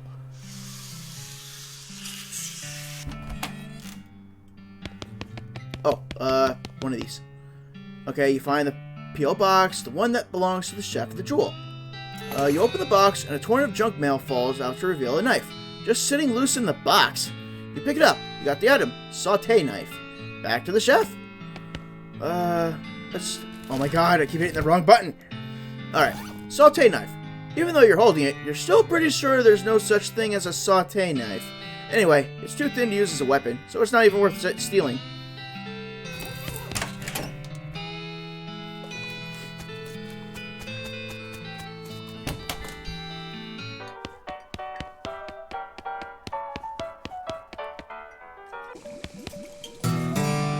Oh, I hit the button. Yep, here you go. Excellent. This will work a lot better than the hammer I was using. Okay, I'll need one more favor from you, but it's the most important. I used to have this recipe for a very secret jerk sauce, but my jerk friend Dave J stole it from me, and then he died and took the secret to his grave. Literally, I mean. He was buried with it. You want me to dig up his grave? He's dead. He won't mind. Where's he buried? In the Dave yard, naturally. You found him in the next location. The Dave yard. Well, okay. The Dave yard.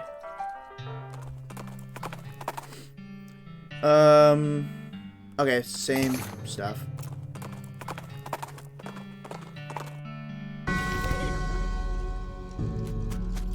Here lies Dave B.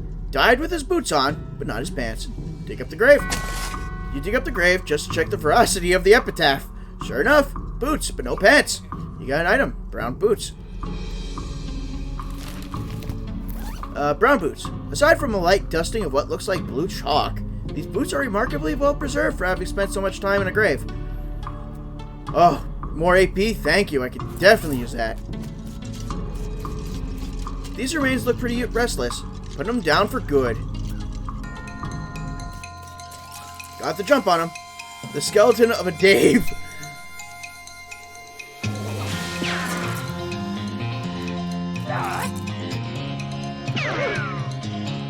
Okay, Gary, you sound weird.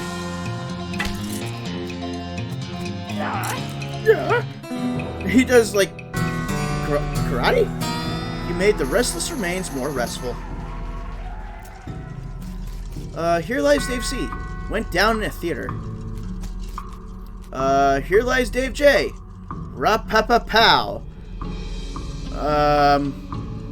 Okay. Dig up the grave. You dig up the grave and pry open the coffin. Instead of a corpse, it contains a garbage bag? Strange. Reach inside. You reach into the garbage bag and are surprised to find that it's full of pudding? No, it's not just pudding. It's pudding and motor oil. Who would do this? Keep digging. You finally manage to reach all the way to the bottom of the bag and retrieve a sodden lump up from the bottom. You unglob the wad and dry it off, then wash your arm in a nearby ditch. This better be worth it. You got an item. Dave's secret sauce recipe. Just combine these ingredients in a small pot, stir, and abracadabra, rap-pa-pa-pow. Yeah, that's weird.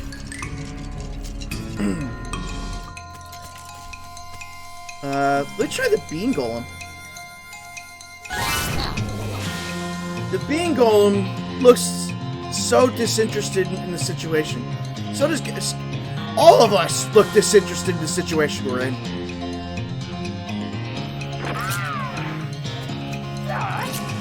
It's like, oh, I'm in a fight with an undead, but eh. Wow! Bean golem, you are strong. You made the restless remains more restful. Here lies Dave L. Died of a heart attack. See you in negative 36 years. Here lies Dave G. He was looking to the sky to save him. But even the sky can't save a feller from like 40 angry bears. These bones are jumping around to beat the dickens. Beat the dickens out of them. Oh, smart looking skeleton.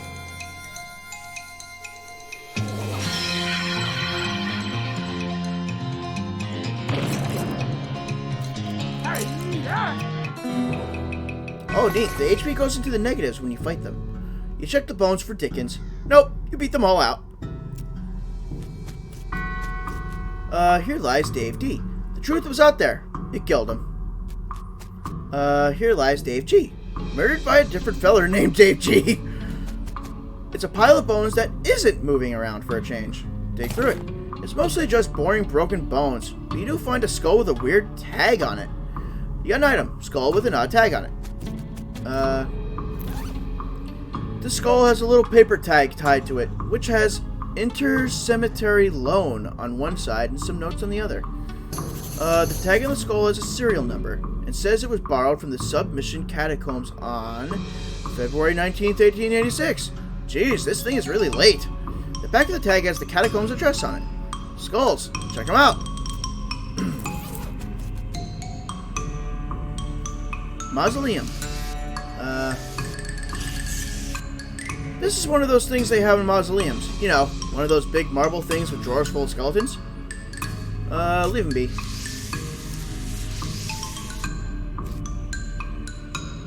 Tomb. It's a big stone sarcophagus. This is a pile of mostly burned rags that maybe used to be a person? Investigate. You dig through the rags and find a few things that look like they're worth keeping. Gore-splattered scroll. And human ashes. There's some kind of receipt here. Robe receipt. This is a receipt for the delivery of 150 black silk robes. Sounds pretty ominous. It's time you started gathering clues about the whole preambulating dead situation that's going on around these parts. You grab a notebook and paperclip the receipt to the first page. I should check that out. Human ashes. This is a human in the final stage of that whole ashes to ashes thing. Well, part of one at least. A human gets harder to keep track of when it's in powder form. It's the cremated earthly remains of a person. Someday they'll refer to these as cremains, but you'll not approve. Leave them for now. And a gore-splattered scroll. This scroll is almost too covered in blood and viscera to read. Lucky for you, you've gotten all that practice reading inside of a dog. What? Read it. You scrape the largest of the giblets off the scroll and read it. It says to take a pile of human ashes, spread them out in the shape of a person inside a red chalk ritual circle. Then sprinkle them with stardust and place a mostly perfect, or better, glass sphere where the heart should be. Anyways, that's the gist of it. The actual test has a lot more these and thous and such. It's like, plus there's a bunch of weird gibberish you're supposed to say out loud while you're doing it. Okay. So I'm definitely missing ingredients for that, so put that on the back burner. Oh, wait a minute. There's this box here. Looks like the gravedigger left his lunchbox here. Oh boy, free lunch! Vienna blood sausages and thermos of spiked coffee. And they said there was no such thing. Thermos of spiked coffee. When you work deep underground, it's hard to keep track of whether it's the appropriate time to drink whiskey or the appropriate time to drink coffee. Eventually, you just stop trying. And this is a can of stubby sausages made mostly of blood, and a syrup that is also made mostly of blood. Ew! Oh! Gross!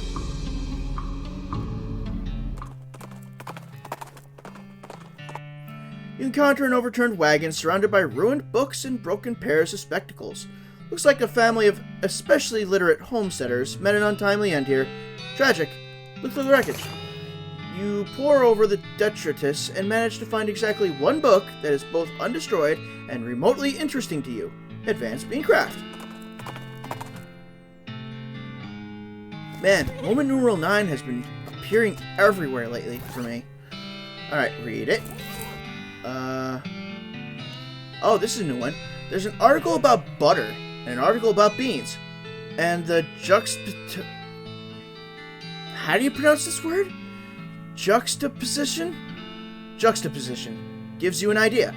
Gives Butterbean, a spell that reduces an opponent's muscle, mysticality, and moxie. Give me Butterbean. You study the combination of beans and butter until you've mastered every aspect of it. Unfortunately, a lot of butter got splattered onto the book while you were practicing, and now it's totally ineligible.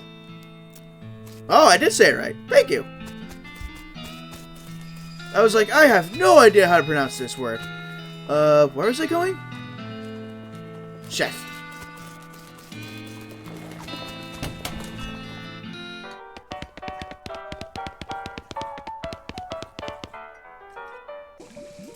Here you go.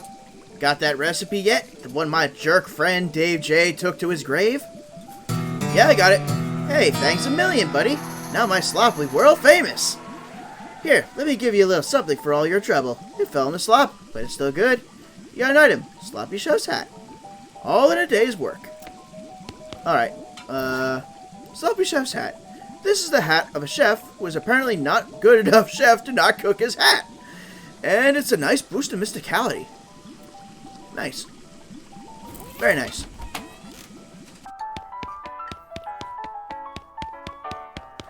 I wonder if I can play in here. There's an empty seat at this table. Play poker. You sit down at the poker table. A dealer emerges from somewhere in the back and sits down next to you. The lady to your right introduces herself as Margaret, and the player to your left says his name is Sam. The dealer tells you that the ante is 20 meat. The dealer gives the deck a shuffle and then deals. A hand of cards glides across the table to you. It's a totally garbage hand. 3 sevens. What? Wait. No! That's 3 of a kind. That's good. And I play Texas Hold'em. That's good. It's the first round. The pot is 60 meat and you estimate your chances of winning at around 10%. Yeah, wait, what? Yeah, I'm confused here. What's going on? Glamorously strategize? You wink at Sam and he gets all flustered. 20% win chance. Move on to the next round. It's the second round of betting. The pot is 60 meat and you estimate your chances of winning at around 30%. Moxiously raise? Ah, with a flourish, you plop 20 more meat down in front of you. Oh, no, I didn't lose yet. I just lost 20 meat. Move on to the next round. It's the last round of betting. Time to do or die. The pot is 120 meat, and you estimate your chances of winning at around 30%. Moxiously strategize. You arrange your cards into a more aesthetically pleasing spread. Plus 20% win chance. Reveal your cards. You furrow your brow and turn over your cards. A flush. Margaret grins and reveals her hand. A flush. Sam sighs and reveals his hand. A straight. You lost. Boo. I'm walking away. Yeah. When, you have 3 sevens automatically going in your hand of poker, like 3 of a kind, and that malarkey's going on, I'm not continuing. Alright, what's next? There was Fort Cowardice. Oh yeah, there was another fort, wasn't there? Yeah, Fort All Dead. You have a run-in with the worst smelling snake you've ever seen. It is basically a cartoon snake line come to life. Hold your nose and fight it. Gonna bring out my golem.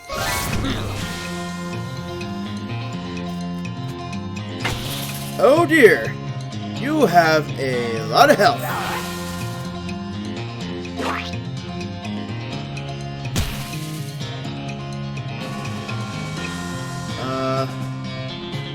Maybe I should use a bullet? It does no damage. I'll just whittle it down. Gary spawn a goblin grunt. Bye, Gary.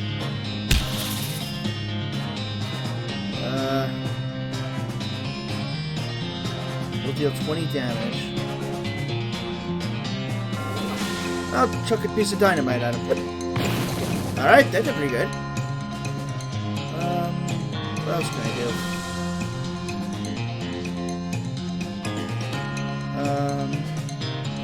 do? Smelling salts?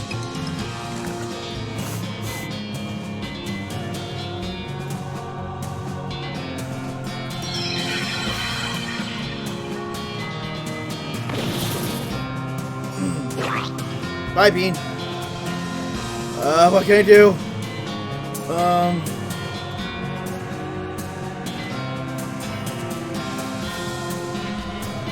Hope for the best.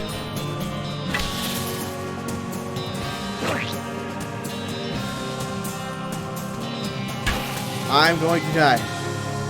I am dead. I got defeated. Your performance at that confrontation stunk almost as much as the snake.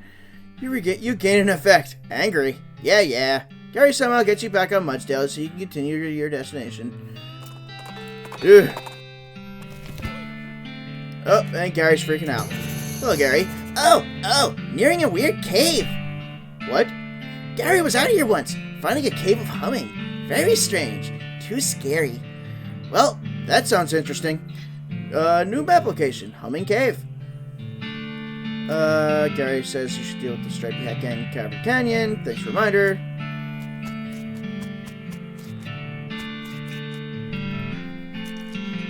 Oh! Hello. He doesn't seem to notice you. Excuse me. Beg your pardon. Excuse me. Sorry about that.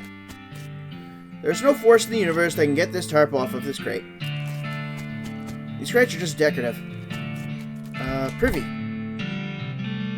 They have the strategy room and the privy room in the same room. These toilets are all very clean. Flush this one. Huzzah! And this one. And this one. Oh. The handle's missing. And flush this one. This table has a little model of the region on it. There's a giant map of the region.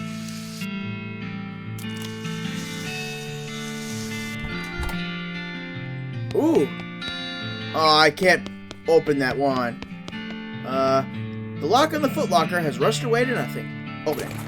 I got a full canteen and a silver bullet. I can't open that one. What about this one? Needles! Yes! Give me the good stuff. I got a hardtack and chemical bullet. I thought I got 3.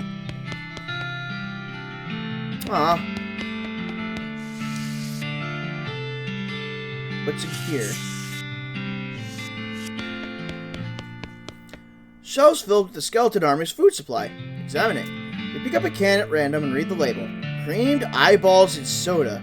Ugh. Desiccated bat wings. Pureed termites. Smoked glands and mustard. Lay treated chalk. Crushed rotten eggs. Jellied bat wings and seltzer? Pickled oh, I can't. I'm not reading anymore. No. Oh, gag me. Ugh. This trash can smells terrible. Dig through it. No way. Not without some stench resistance.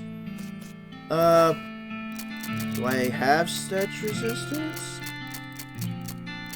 Oh, I never equipped these boots, did I?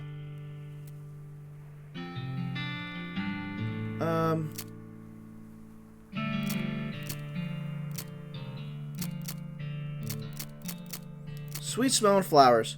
These flowers smell really good. This item goes in your offhand. 15% stench resistance. Okay. But then I want to equip that again.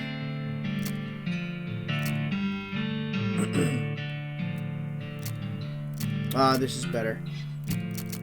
What about... Yeah, I never equipped the boots. Darn it. Why didn't I equip the boots? I could use armor, really. Hardtack. That was hard. I guess I can eat other stuff. Oh! Okay, so my liver's full. I guess that's it. Is this enough? Oh good, a disgusting old hat! You got an item. Old patrol hat. This is a style of cap the army used to issue to soldiers, but doesn't anymore. Some decades hence it will be lost to history and then reinvented from scratch. Oh. Another, circle. Somebody left their knapsack behind. You dig through the knapsack. Wait, what's this? A note? Yes, it's a note. Cryptic note about ley lines. There's also an evil-looking leather-bound tome. Introductory Nex-Mex. The last thing is a little diary, which you decide to leave in there in the case the owner comes back looking for it. I am reading it. It seems to have been written by one of the Necromancer's cultists. He and the several others were reanimating the dead soldiers here on the theory that the best undead army would be a literal undead army. The hitch plan came when they raised the officers, who decided they weren't going to take orders from a bunch of weirdo civilians. The last entry suggests the author and his cohorts were planning on abandoning their station and reporting back to the Necromancer, but the entry ends abruptly in the middle of the sentence. Fascinating. No name on the stone. Oh, I can't harvest this. This mass grave is absolutely teeming with those skeletal riflemen. They don't seem to be interested in getting out, but you could definitely jump in there if you were itching for a fight. There's one wandering the end of the pit nearest you. Nah.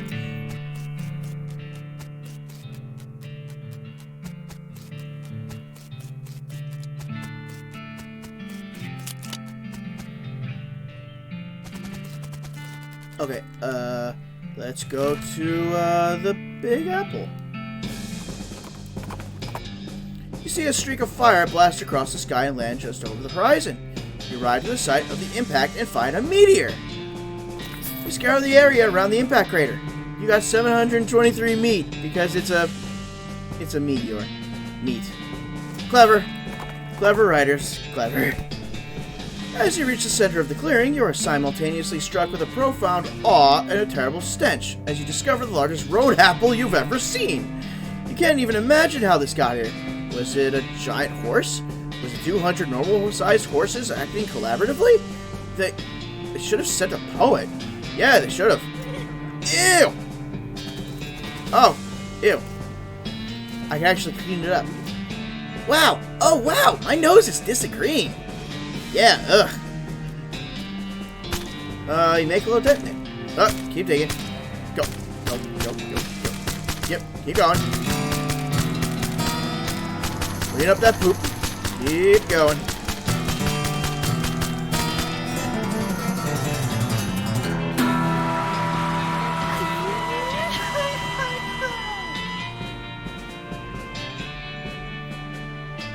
I hope everyone else heard that. That laugh. Weird.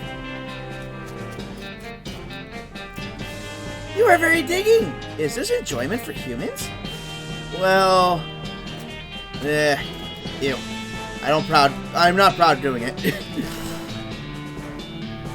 Let's see. Try the old mission. You notice a campsite off the distance that appears to have been very comprehensively trampled to ruin. Map location. Destroyed campsite. Go there now. The knapsack seems like it's taken a lot of abuse recently. Search it. Most of the contents are trash from being stomped on. You do find a dented can of potted meat, though. You also notice that the knapsack has a knife sheath strapped to the side, but you don't see the knife anywhere.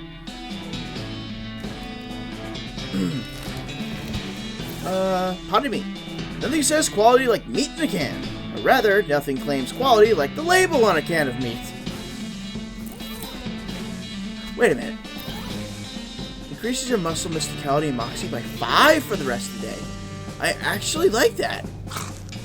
You probably open the can with your bare hands, because you don't have time for a can opener, and eat the meat. It tastes way better than you expected it to. I'll be darned. Oh gosh, someone wasn't liking a person's camping site. Not just his camp. Yikes. This tent is a real mess. It looks like it was trampled by a whole herd of cows. There's something odd about it, though. This campfire's been thoroughly stomped on and kicked. Someone was real serious about fire safety. Yikes, you think maybe this used to be a person? Investigate. This human is popped. Gary did not know a human is to popping. No, we don't. Not in the sense I think you mean, anyway. This meat is a very large ball of it. A human contains all of this? Well, yeah. Ugh, I could not bear to be carrying all of that. So squishy. There are cow tracks leading away from the mangled corpse. It probably wouldn't be hard to follow them. Follow the tracks. You follow the cow tracks for 100 yards or so, after which they suddenly stop. There doesn't seem to be anything of interest nearby. Oh, darn. No, there's gotta be a reason. Follow the tracks?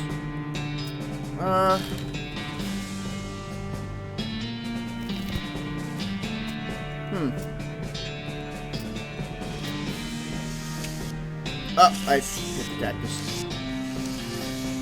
I hit the other cactus. So, I guess it's just nothing?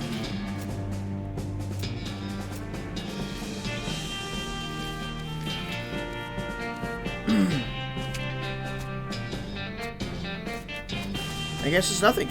Alright. Go back to the old mission. You find a flyer for a dynamite store up north. It's charred around the edges like it got blown here by an explosion. You mark the address down your map. Dynamite Dan's Discount Dynamite Dare House. Keep going where I'm going.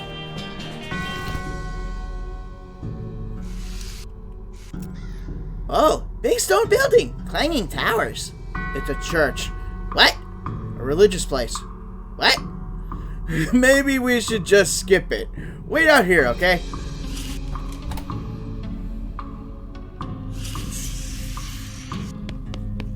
Okay.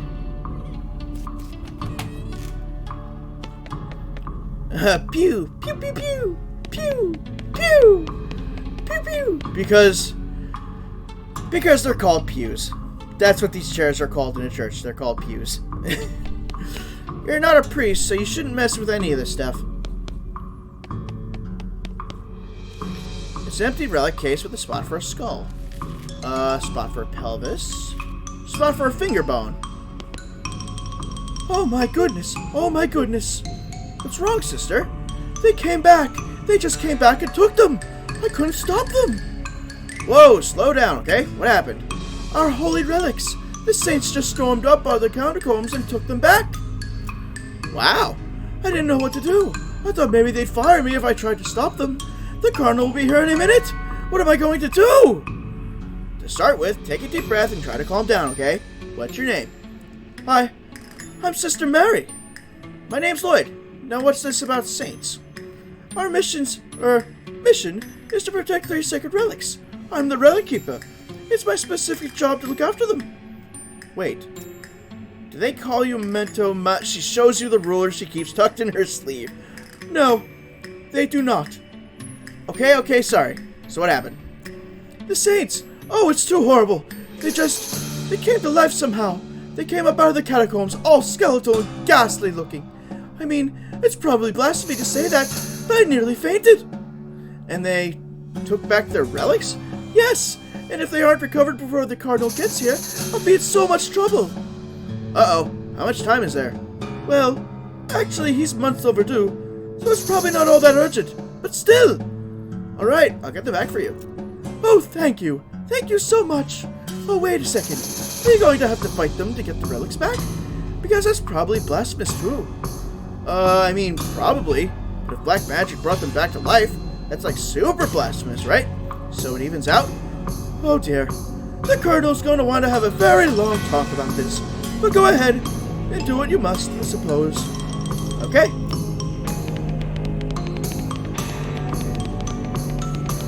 Good luck down there. This coffin looks like it was hauled down here fairly recently. Look inside. It's empty. Curious. It's a precariously balanced pyramid of skulls. They're all riled up and twitching. Kick it over. Are you sure? There's a lot of them. They're really mad. Maybe angering all of them at once isn't a great idea. Okay, that's a warning sign to say back off. This skull has a gold tooth. Take it. You got an item. Gold tooth. Ew. Come to think of it, why do people have like gold teeth? I mean, making teeth to replace damaged ones in your mouth is definitely good, but why make it gold? Or why make it silver unless you're getting like a filling? Then that's a different story. But an entire gold tooth. What is the point? And I hope people don't say fashion, because that is a very dumb idea. Like, your mouth is closed at least 80% of the time, unless either you're talking to someone or you're eating. Oh well. This was in the ground for a very long time, then in somebody's mouth for a very long time, and now it's in your backpack. This skull is twitching in an unnerving fashion, though I guess there's no way it could be twitching that wouldn't be unnerving. Stop it. Oh, it's floating. Make my being golem.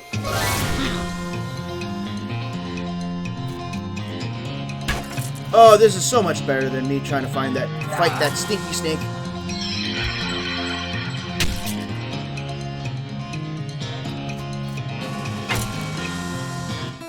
Victory!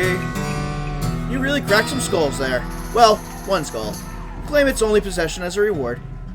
You got a gold tooth. Great, another gold tooth. Ew.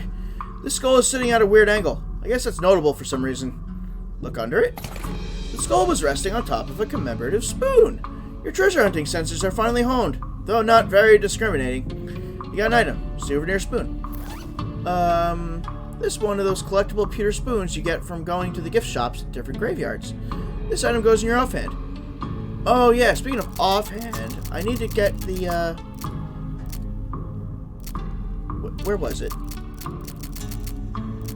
Yeah, the cow. I need that back. This skull is whispering to you. That doesn't seem right.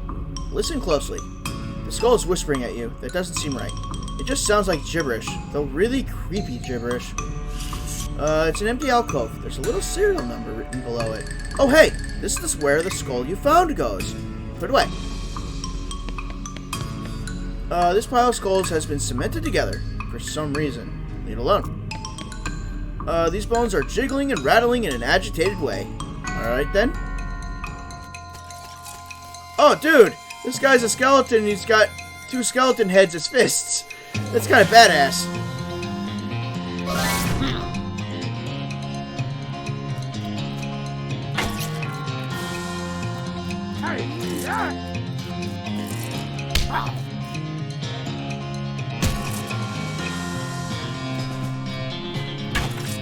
I gotta remember, I gotta buy that book in town. Oof, definitely. I gotta get that shroom girl for him. Considering popping means spore, and yeah. Okay. It's a plaque. Here lies Saint Beefus. After he died, his body kept trying to raise to heaven, but it was so heavy it just kind of flopped around a bunch.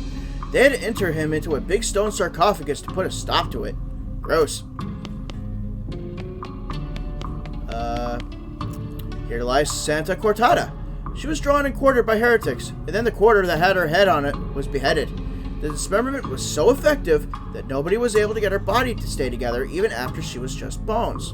Spooky. Here lies St. Pope.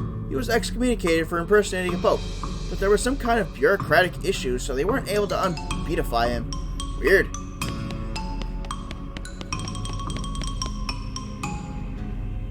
2-1. Jeez, they really know how to build heavy stone sarcophaguses back in the day. Open it. You grunt and strain and force the heavy stone sarcophagus lid open. There's a skeleton inside. Holy crap, his bones are huge! Fortunately, he appears to be asleep. Wake him up. Whoa, you are chunky boy. You are very, very chunky boy.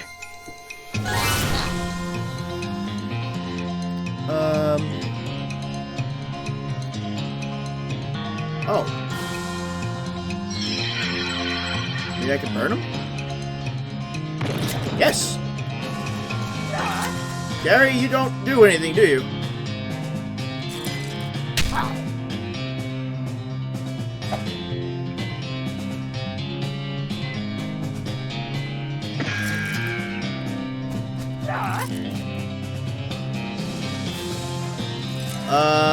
Oh boy. Why are you with me? Bullet. Another bullet.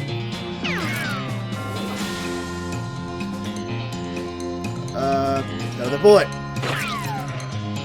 I have bullets, may as well use them. There we go.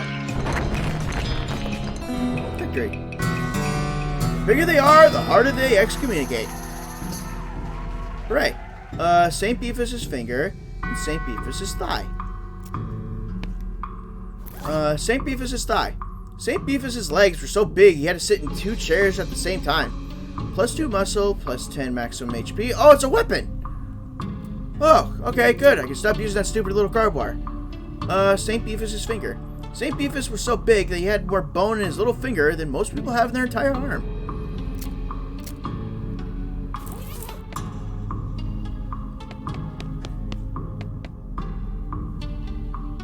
Yeah, Gary's too weak. I need support. I can't do it by myself. So I'll come back.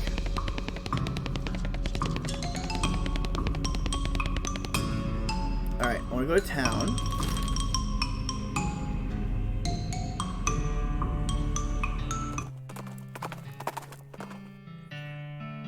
Howdy there. I'm Wandering Sally. Howdy, Sally. I'm Lloyd. What's your line? Trading. I wander around all these lands, just like it says on the label, and I buy a little here and sell a little there to make my way. Care to see my other wares? Sure thing.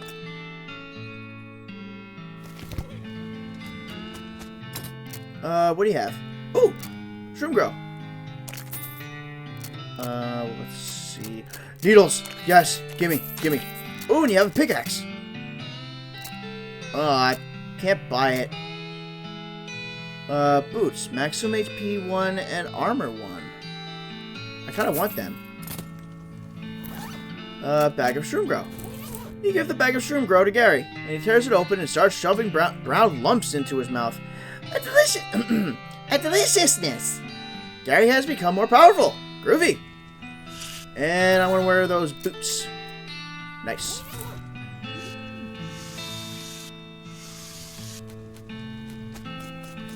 Toasty. Okay. Back to town. As you're riding along, you see some braided fuses sticking out of a nearby rock. Investigating it more closely, you see that somebody drilled a hole in the rock and inserted a bunch of dynamite, but apparently lost interest and wandered away without setting it off. Or maybe they just ran out of matches. Take the dynamite. Their lack of follow-through is your gain.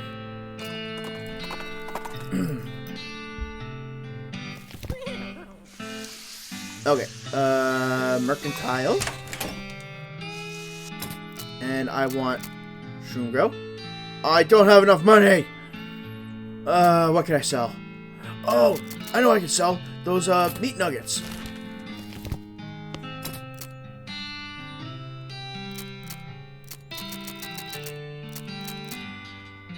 Where are they? There it is. Unrefined meat nugget. There we go. Now I can, Oh, he's got another bag of shroom grow. Shoot. I'll have to buy that. Okay. Open your face hole, Gary. Okay, and I know I have some more, Oh, and I want to see if Rufus replied. I have more needles so I can go back to that camp. Let's see. Nothing for me.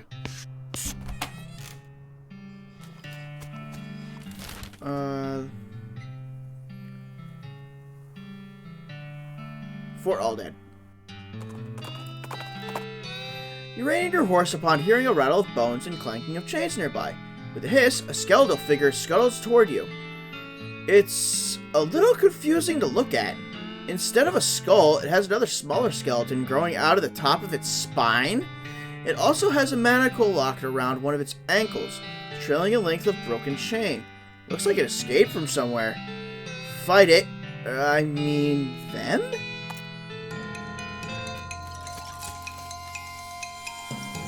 What am I looking at?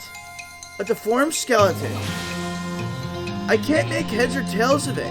Like, it says like it grows out of the spine, so it's like someone removed the head, and like where the spine is, another skeleton started to grow, and it just doesn't have legs? Weird. Like, yeah, weird.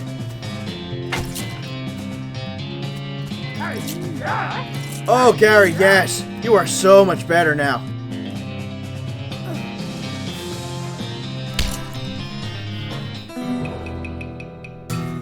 You won. Twice. Kind of. Weirdly deformed bone.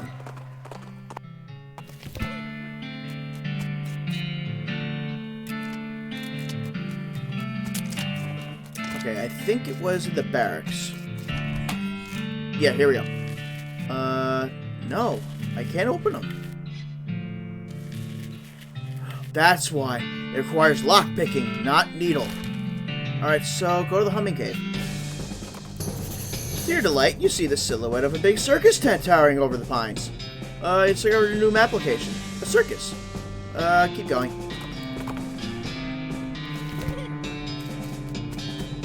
You have anything to say, Gary? A strange noise for listening to. Are you hearing?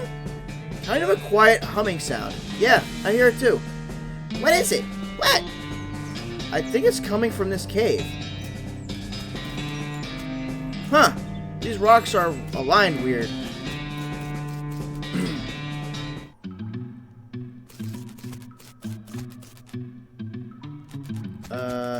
You might be able to push this over. Try it. Huh.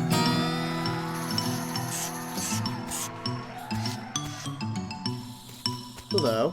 Wow, what is that thing?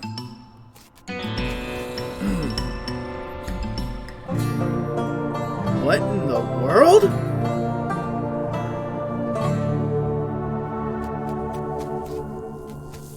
This looks dangerous. This monolith is dark. What did it say? Looks like there was a huge cave-in at some point. A weird device. Take it. You got an item. Strange stone arrow.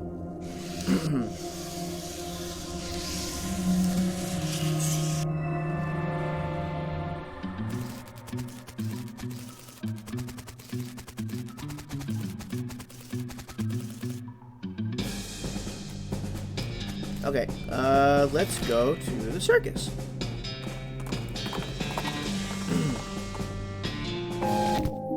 Well, this is a little weird. You didn't expect to find a circus all the way out here. There's basically nobody around for miles.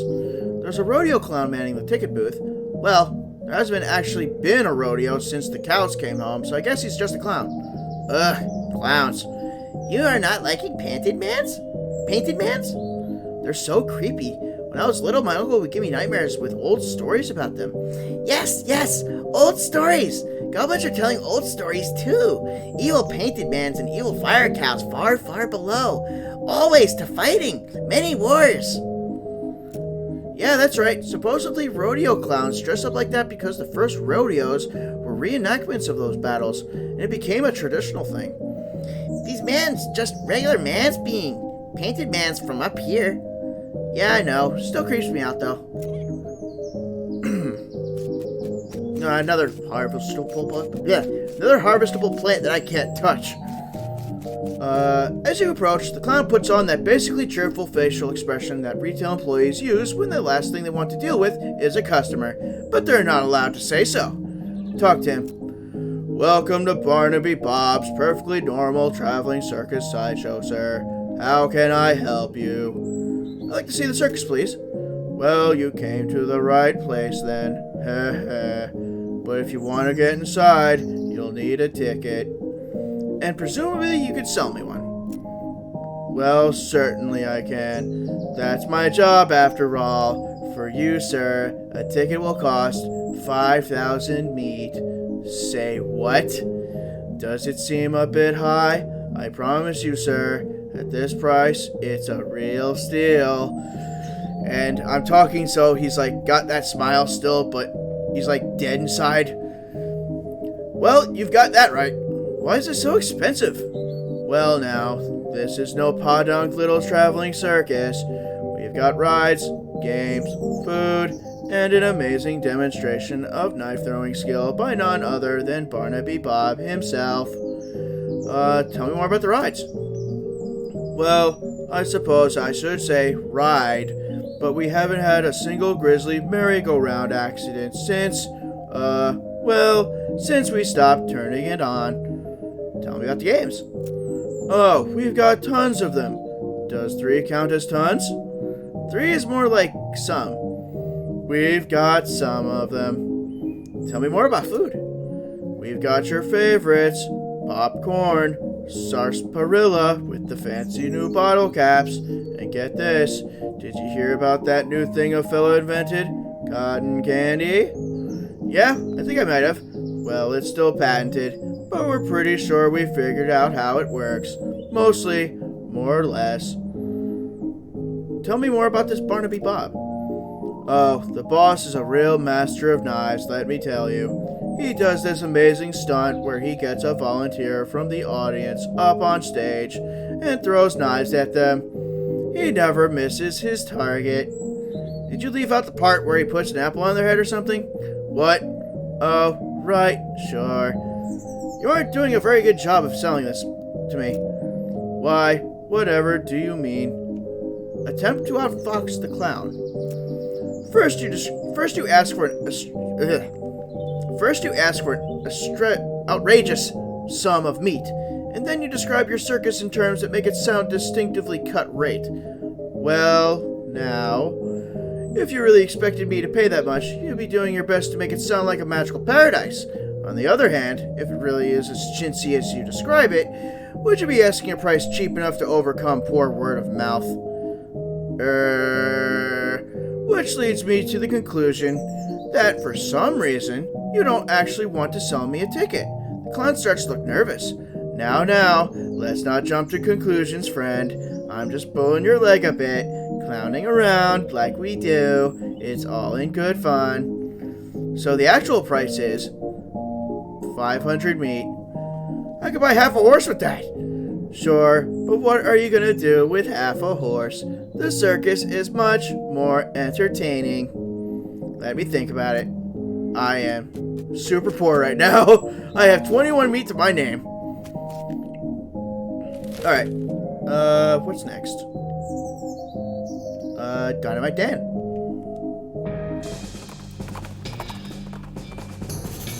The weird stone arrow goes crazy. Follow its lead and find a weird house.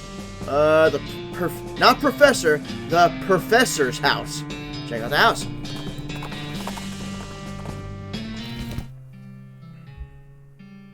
The beeping machine leads you to a ramshackle house in the middle of the desert.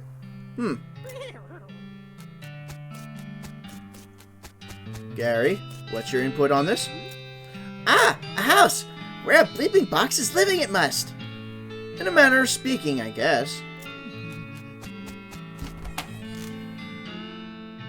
Oh, we got a nerd. We got old man nerd.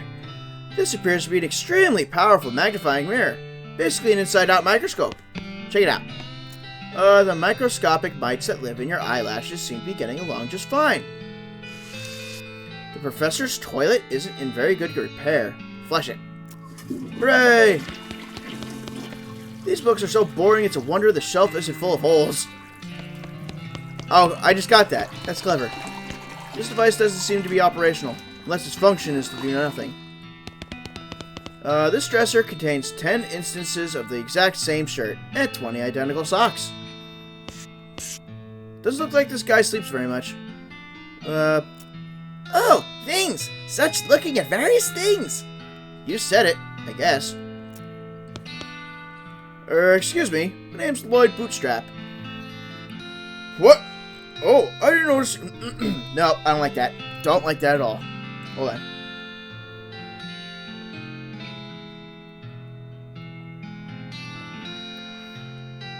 He needs a better voice. What? Oh, I didn't notice you come in. I'm not used to visitors, but folks generally call me the Professor. Is there something I can do for you? Well, I found this bleeping gizmo, and I sort of followed the bleeping, and it led me here. Well, I'll be. It certainly led you to the right place, young man.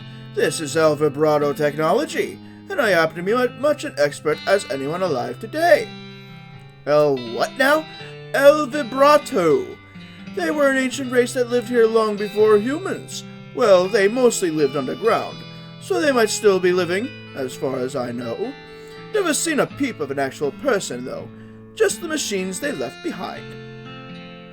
Were they space aliens? Could be aliens, or genius-free humans, or an entirely different terrestrial evolutionary line. At this stage of investigation, it's impossible to say. Isn't it exciting? Here, let me have a closer look at your bleeping gizmo. Give him the device. Aha! As I suspected, this is one of their transponders. It detects other vibrato technology and homes in, you see. That'll be why it led you here. I've got a thing I've been trying to repair. He tinkers around with the transponder for a bit, and then plugs a strange stone marble into a socket on it. There you go, good as new. Just swipe up or down to turn it on or off. El Vibrato transponder. Swipe? Now I gotta warn you, this device will lead you to abandoned El Vibrato technology, but it might also attract unwanted attention. From what? From the El Vibrato technology. You'll see what I mean. Just be careful. Okay. You know, now that I think about it, you've arrived at a perfect time. In order to get anywhere further with my research, I need more samples of El Vibrato technology, but searching for it eats up all the time I could be using to research it. Aha, I get you. Right, you're the adventuresome type, so bring me back whatever devices you find, and if I can get them up and running, that'll benefit both of us. Alright, deal. Great. First priority will be to get my keystone fabricator running. They lock their doors and things with these little stone alloy blocks, you see? So if you can make our own, that'll open a lot of doors for us, literally and figuratively. Alright, what do we need? The components aren't rare, at least as far as priceless ancient technology goes.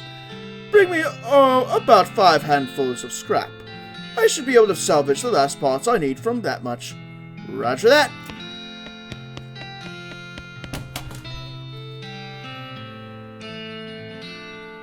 Alright, Cavern Canyon.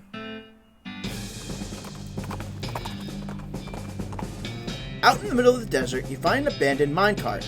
Oh wait, I've read this before. And I got a nugget. Danger, spider.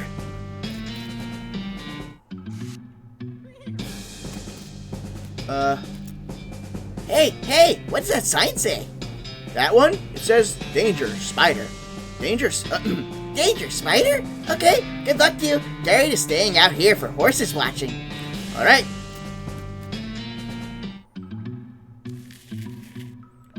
Weapons. Not weapons, weapons.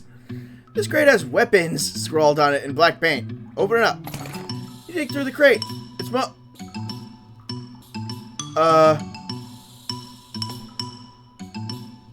oh boy. You dig through the crate. It's mostly full of packing straw, but you find a pretty fancy knife at the bottom. Fancy knife. You hear a sudden chittering coming from that big hole behind you. Can I open the others? You should leave right now before that spider eats you. Okay, I'm leaving. Can I go back in? No way you going back in there. This cave door has been boarded up. Pry off the boards. Those boards can't hide from your prying eyes or your prying bar.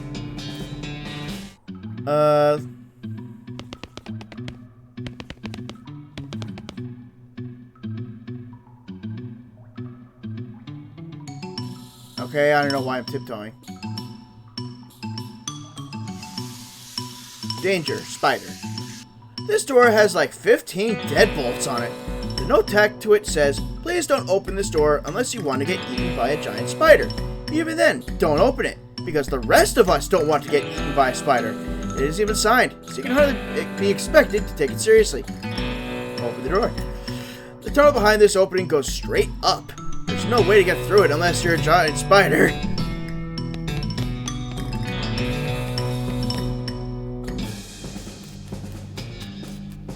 You hear a horrible skittering noise, followed by a scream, followed by more horrible skittering noises, followed by more screams, followed by some rapping noises, followed by some muffled screams. Then there's skittering, then silence. Go inside. The gang has been prepped for spider consumption. Arrest them. You stack the cocoons on your back of your horse, except for one, which Gary offers to drag, and head back to Dirtwater Jail. Turn him in. Is that the stripy hat gang? What happened to him? They had a run-in with a giant spider of justice. Fortunately, the reward is for results rather than explanations. Groovy.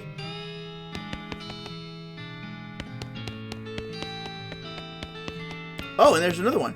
Another wanted poster. The Potemkin Gang. For unlicensed civil engineering and flaunting of construction regulations. Last seen in an unregistered settlement north of Dirtwater. The poster shows location. Wanna go check it out? Sure. The Potemkin Gang's hideout.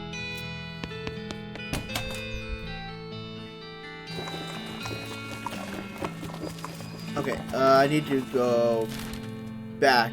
I didn't get a chance to explore everywhere. And I want to get those two last chests. This way. You happen across an abandoned crate, which apparently fell off a wagon or something since the lid has been knocked loose. You know what this means. It's mine. All mine. You fish through the crate and help yourself through the contents, which appear to be mining gear. So you're even more right than you knew. Can of kerosene, can of oil, and dynamite.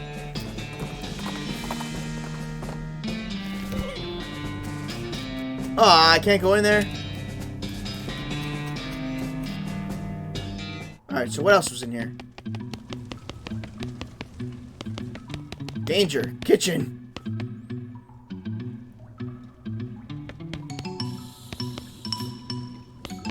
This poor chef is chained to the wall. His eyes widen as you approach.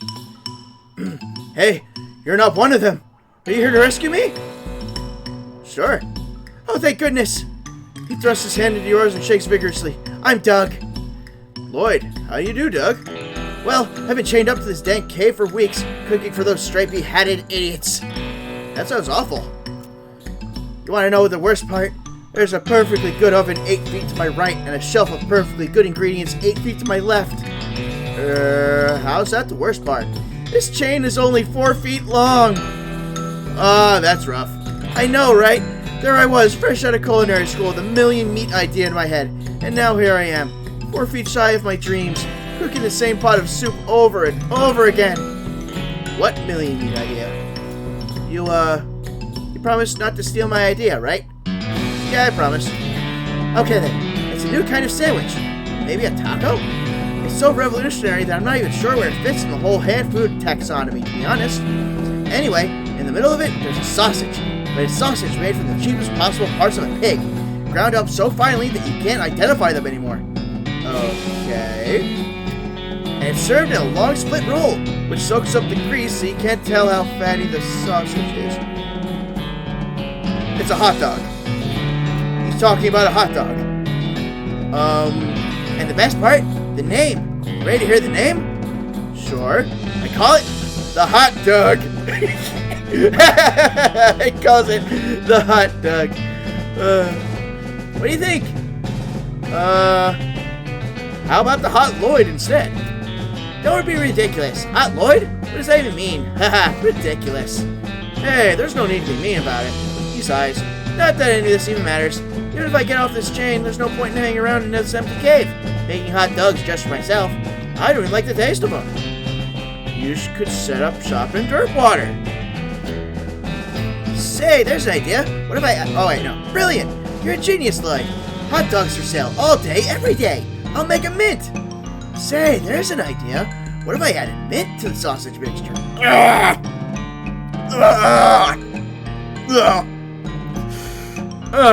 You help him break his chains. He leaves the cave hauling the oven and the shelf full of ingredients, muttering to himself about new sausage recipes. That's that then. I hope he doesn't add mint. Oh. Blah.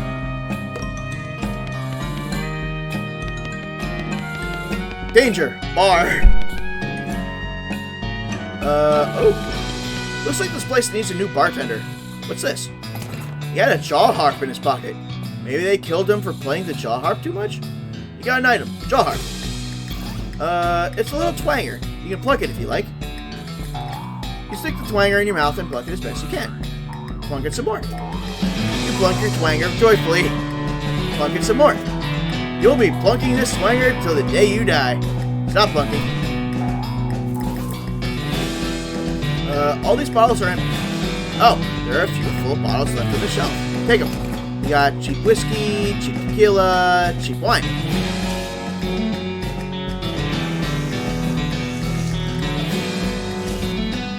Okay, now he said he wanted to set up shop in Dirtwater, so let's go back to Dirtwater. Your booze sense alerts you to the presence of a rock. Confused, you move the rock, and sure enough, there's a bottle of booze behind it. You got cheap whiskey. Whew! You were afraid for a second that your booze sense had been replaced with some kind of rock sense. Good news.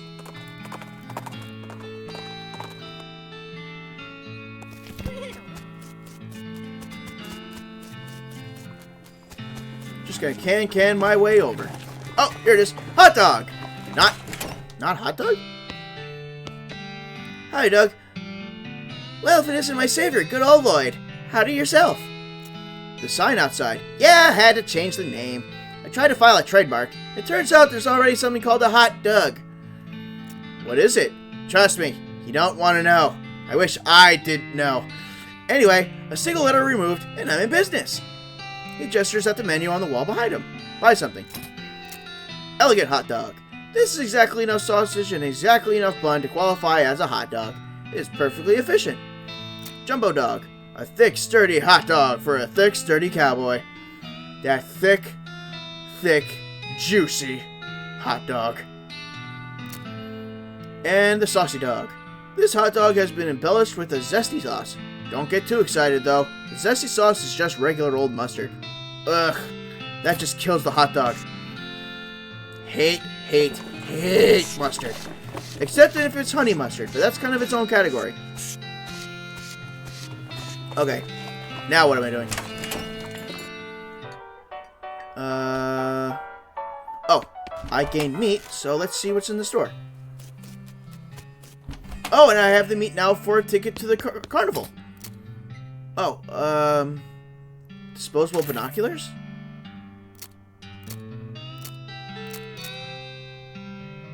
Plum pudding.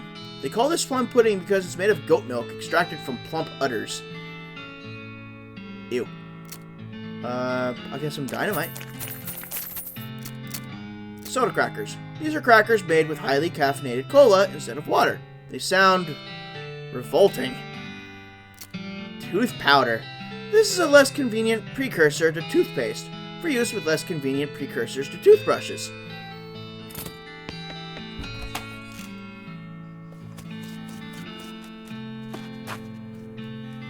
Oh, neat. I can jump. Okay. Want to look at more than one thing through them? Too bad. Used to discover a new map location, if you could find a high vantage point. Which, I would think those forts would be a good, selection. And let's go to Fort Cowardice.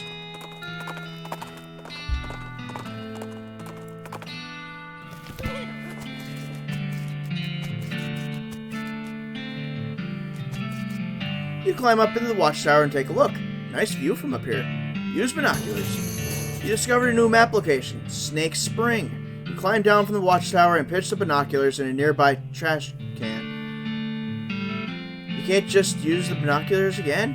Oh, yeah, because the description said too bad you can't do that. Why? That's so dumb. Keep Fort Cowardice beautiful. Alright, Snake Spring. Let's head there. You recognize the familiar shape of a mine shaft entrance off in the distance. Coal Ridge Mine. Oh, and I automatically go towards it. Or I just hit that by accident.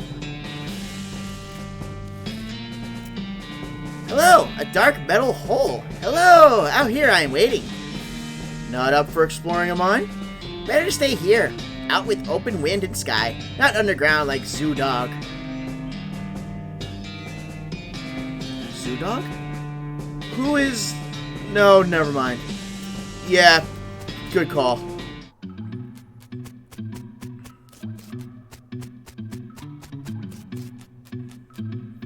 There's a row of lockers here. Must have been used for storing the personal effects of the fellers who used to work this mine. The first one is labeled Ellsbury WM and doesn't have a lock on it. The label on the second one is covered in some kind of white goo. The third one is labeled Loose Ben and has a combination lock on it. Over the first one. The locker contains one of those mining helmets with a lamp on it and a bottle of laudanum? Bottle of laudanum. This tincture of opium is widely lauded as a super great thing that's great to use all the time. Something tells me you're not supposed to use it. Or, I don't know. I never heard of it before. According to the tag inside, this hat used to belong to somebody named William Ellsbury. Open the second locker. You open the door to reveal a skeleton covered in the same white goo that was on the outside of the locker. Ah, you get it. This guy must have died after his coworkers played a prank on him where they stuffed him into his locker and then filled it with shaving cream. I can't believe you dang jerk stuffed me into my locker and then filled it with shaving cream. I died from that, yells the skeleton, confirming both your insight and his vengeful, murderous intent. Get ready for a fight. Ah, you're all drippy.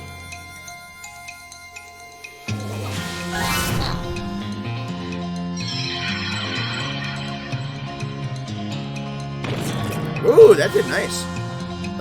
Gary blasts all your enemies with spores.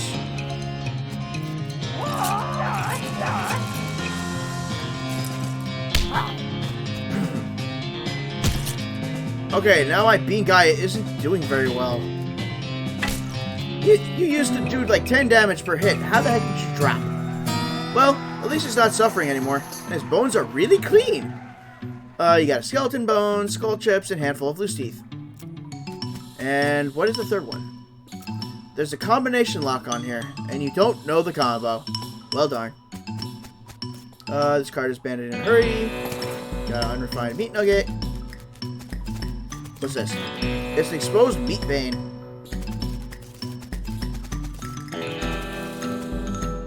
Whoa, this just opens him to a 30-foot shaft. You're gonna need a rope or something. I guess that's it for here. 2 things I cannot do. Okay, so I was going to Snake Spring.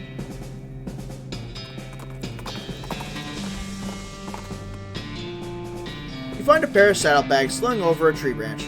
Stenciled letters on the side read, "Property of Fort All Dead Library." Dig through the bags. The bag is full of books, mostly boring military field manuals. You do find one of specific interest to you, though. And I got an advanced beancraft. Okay, what can I learn? Bean wall, uncanny presence. Oh, this is different. There's a poem scribbled into the margins whose words keep shifting and changing. And it's a perk that provides resistance against elemental damage. There's a chapter about cooking bean dishes so small that they have to be served intravenously. Ah! They have to be served intravenously? I know what that means, too. Ew! Gives blood beans, a skill that lets you regenerate health during combat. Ugh. Give me the blood beans.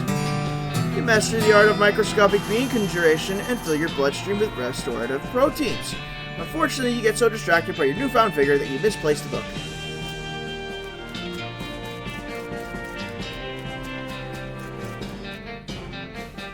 That certainly is a spring of snakes. An endless stream of snakes pours out of the hole in the canyon. Grab a big one or grab a handful. Nah. Anything else?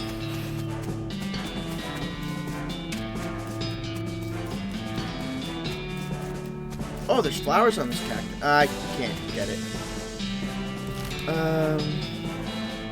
Oh, the Potemkin gang.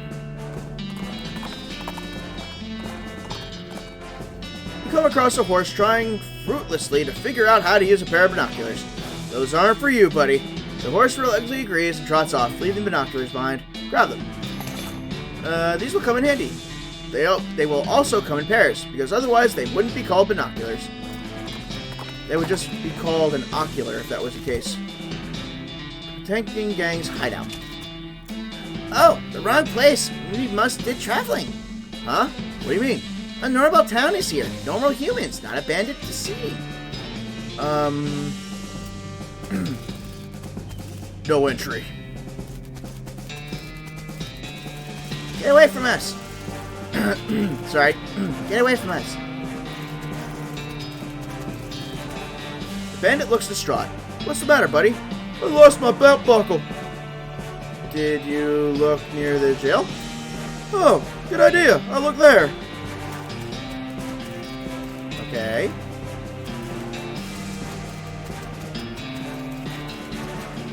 You duck into the outhouse to plan your next move.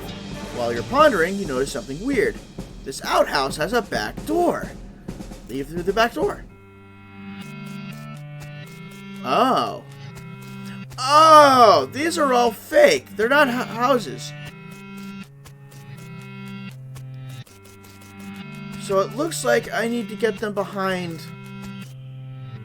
All three of them get behind one of these.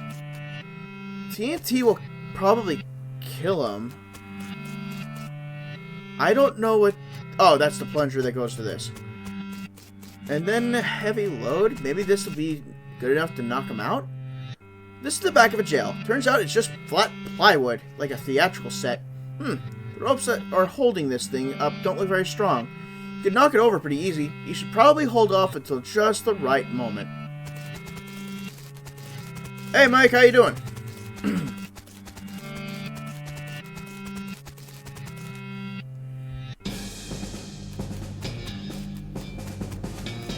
Okay, so I need them to be... Alright, D blocks. I have to chase her over to the jail.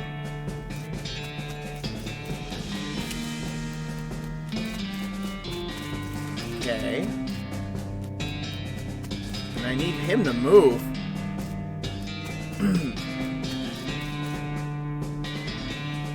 Luck with that. She'll move. He'll move. Go. I need you back here. Okay, you stay there.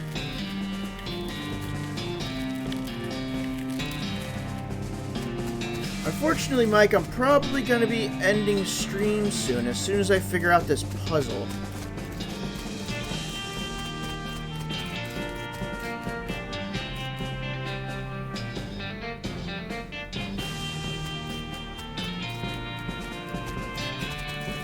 I think I got it. Yes!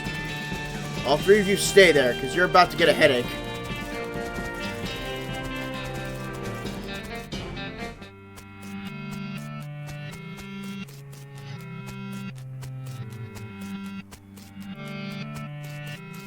This is the back of the jail. Turns out it's just flat plywood.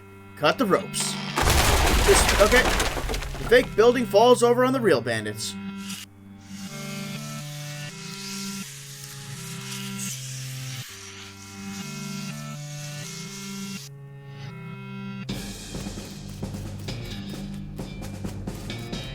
As I check them and as I butt walk.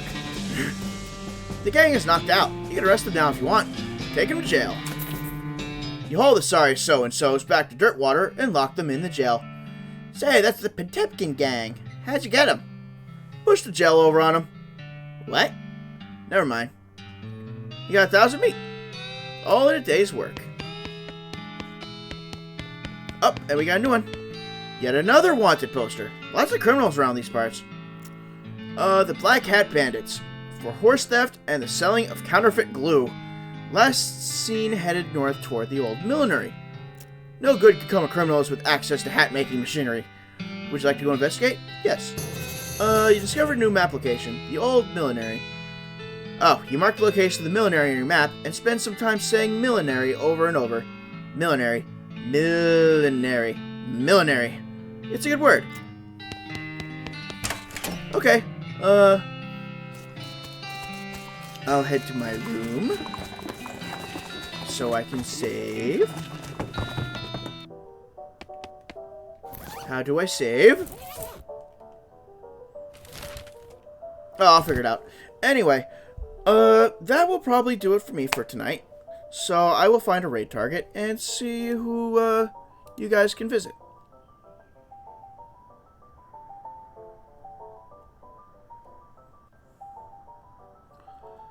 Let's see. Oh! Gloop's on.